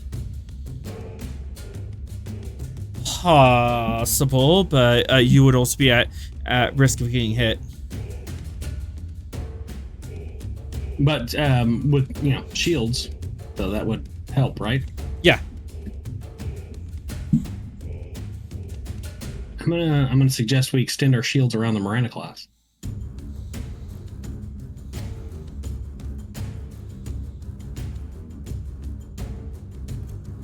Would that prevent the further buildup of static electricity, or? Basically, build up static electricity, saying this thing's gonna get hit with lightning very soon. So, you are just grabbing the rod and hoping to dissipate some of that energy across both vessels. Gotcha. Yeah. Okay, let's expand the shields. Just got this ship out of Drydock.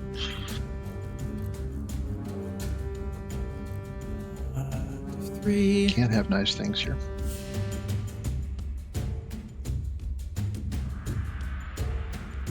I'm gonna put it like that because of the.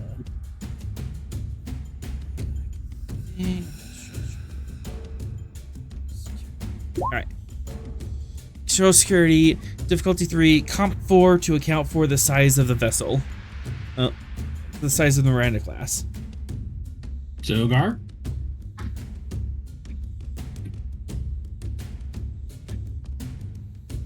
Okay. And this is for the shield, so I have shield management as a focus. I don't have any feasible way to knock that comp down.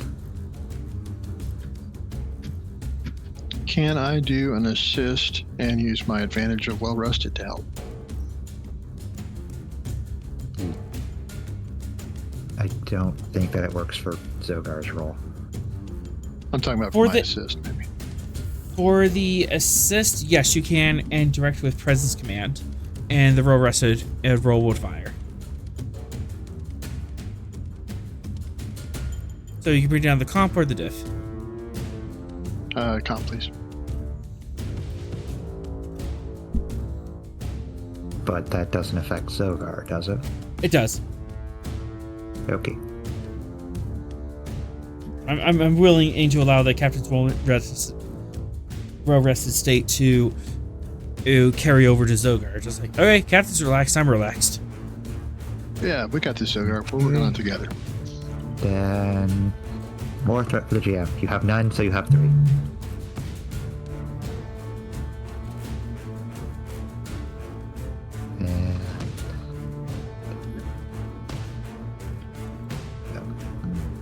And nothing else for Zogar, so onwards. No.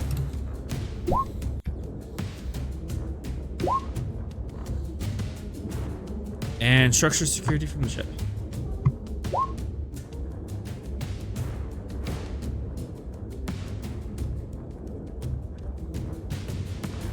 Oh well. Got it.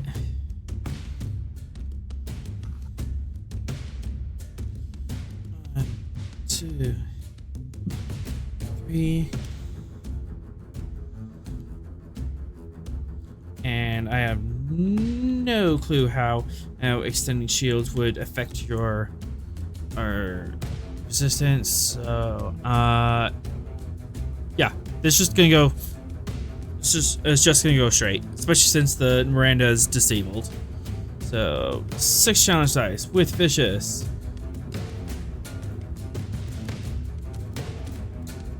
Ah, really? 8 damage. As it pings off your shield. Takes one shield stress out of it as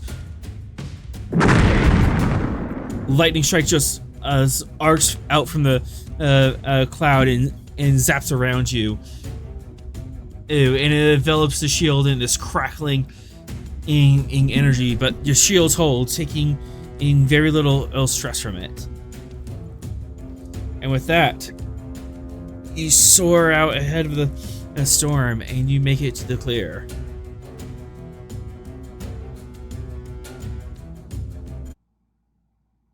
Yay, well done, everybody.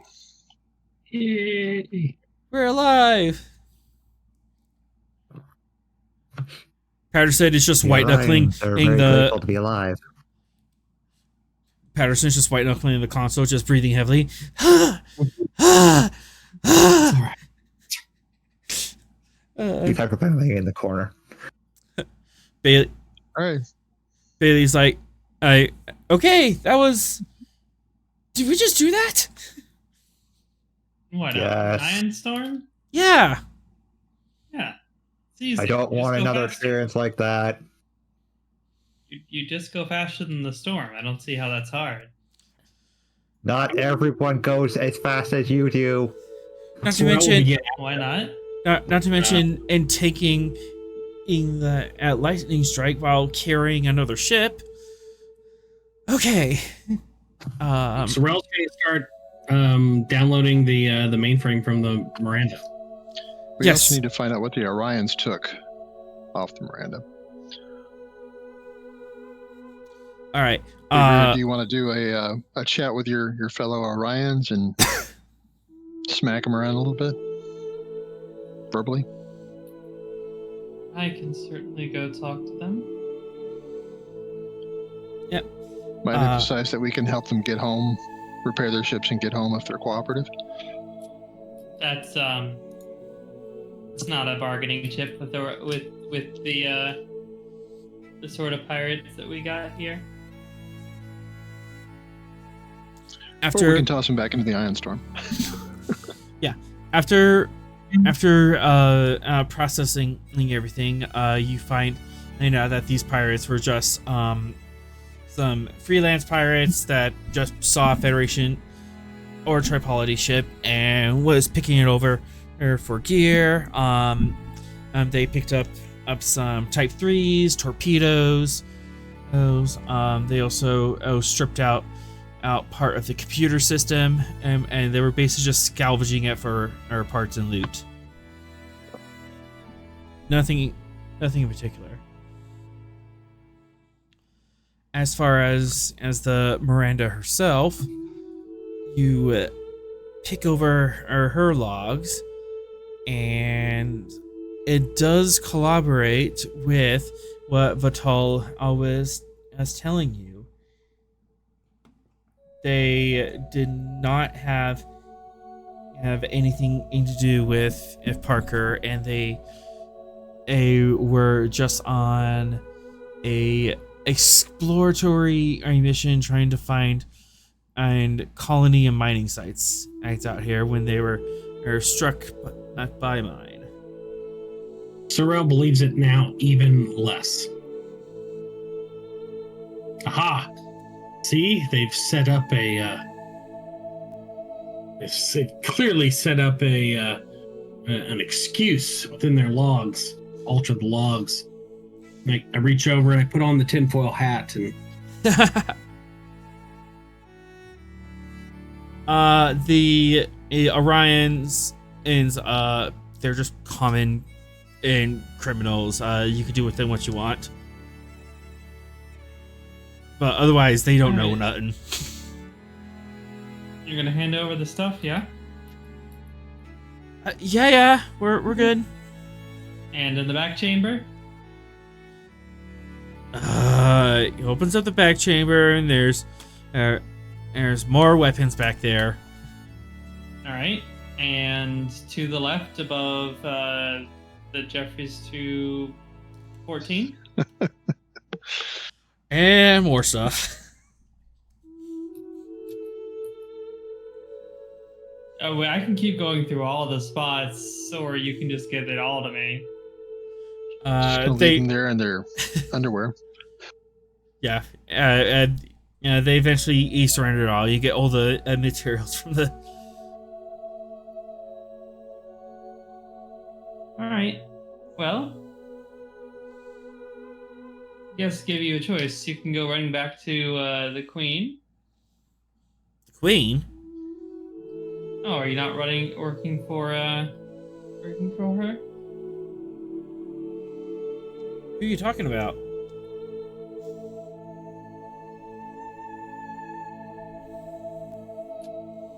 What do you mean? What am I talking about? Ezreal. Oh, that Queen. No, Yeah, we're come on, keep up, buddy.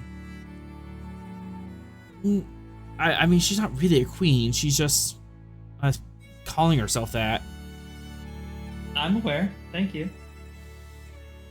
No, we're kind of giving her wide berth. She's kind of,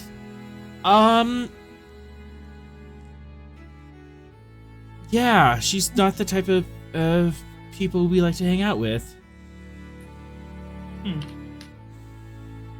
Would you like to actually put your piracy efforts into making this place not suck?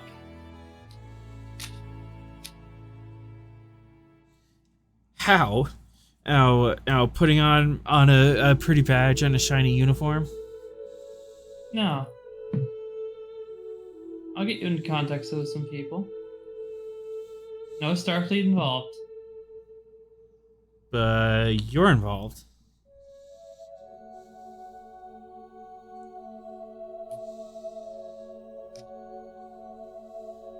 Just like looks at him, kind of pushes him aside. All right, and the rest of you? No, we're good. All right. They salute you. Awkwardly and totally not in Starfleet protocol. This no, seriously, not Starfleet. Like I'm being honest here. And with that, you have recruited and some new members to the Aegis Pact. Yeah, we need the grunts.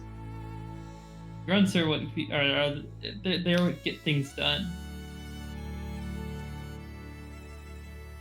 As for what we find on the Miranda class computers, that is going to take some time to look over. However, you find that they saw a small scale 2 yacht come through this system, or come through this sector about 2 weeks ago. And Fox, it catches your eye. Mm-hmm. So, way back in the day, how way back in the day are we talking? Fox is closing on 50. Oh, not that far back, but remember the bit with Matterson? Captain Matterson, who mysteriously went on vacation? Right, the captain who went AWOL. The captain who went AWOL. He rented a yacht? Yeah. That's his yacht. Oh, good. So he's out. He's running around out here. He's running around out here. And if the course he was on is correct and he flies out, he'd be heading directly towards the Scion world.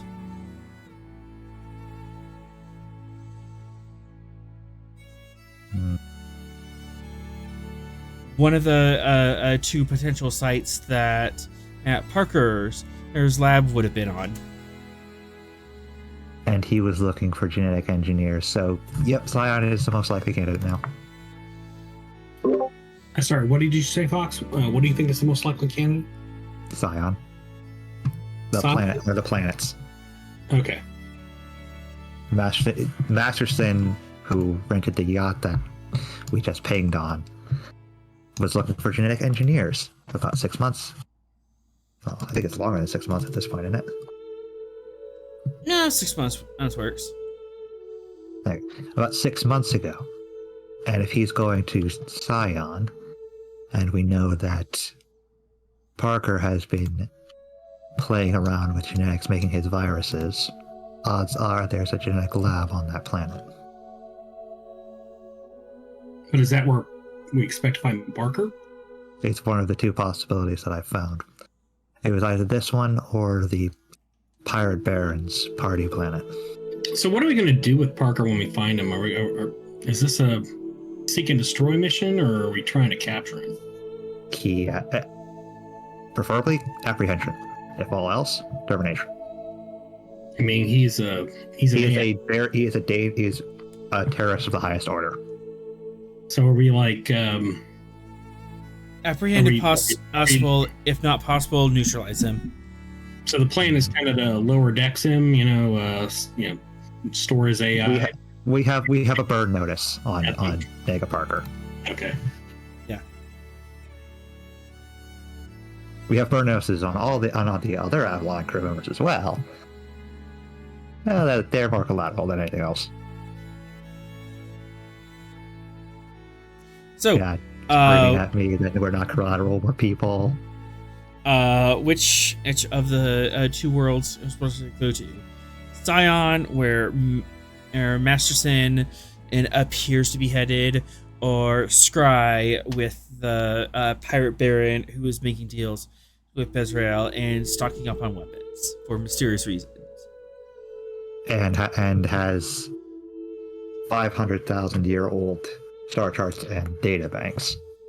We could either have a confrontation with Vera's mom as a potentiality, or we can go and see what Masters is doing. I think that's for the captain to decide.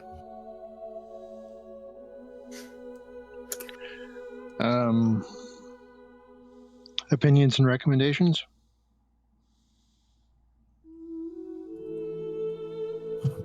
I mean, if we think this Scion is the most likely location for Parker and his evil experiments, I think we go there.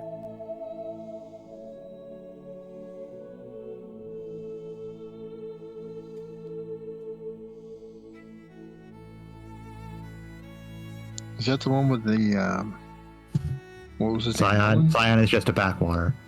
Scry is the one with the party planet. Right, but so does it make more sense that he's hiding out in the backwater than either the potentiality? He could use the pirates as protection. But if Masterson is going specifically to Scion and he is looking for genetic engineers, that leads more credence to that planet than the other one.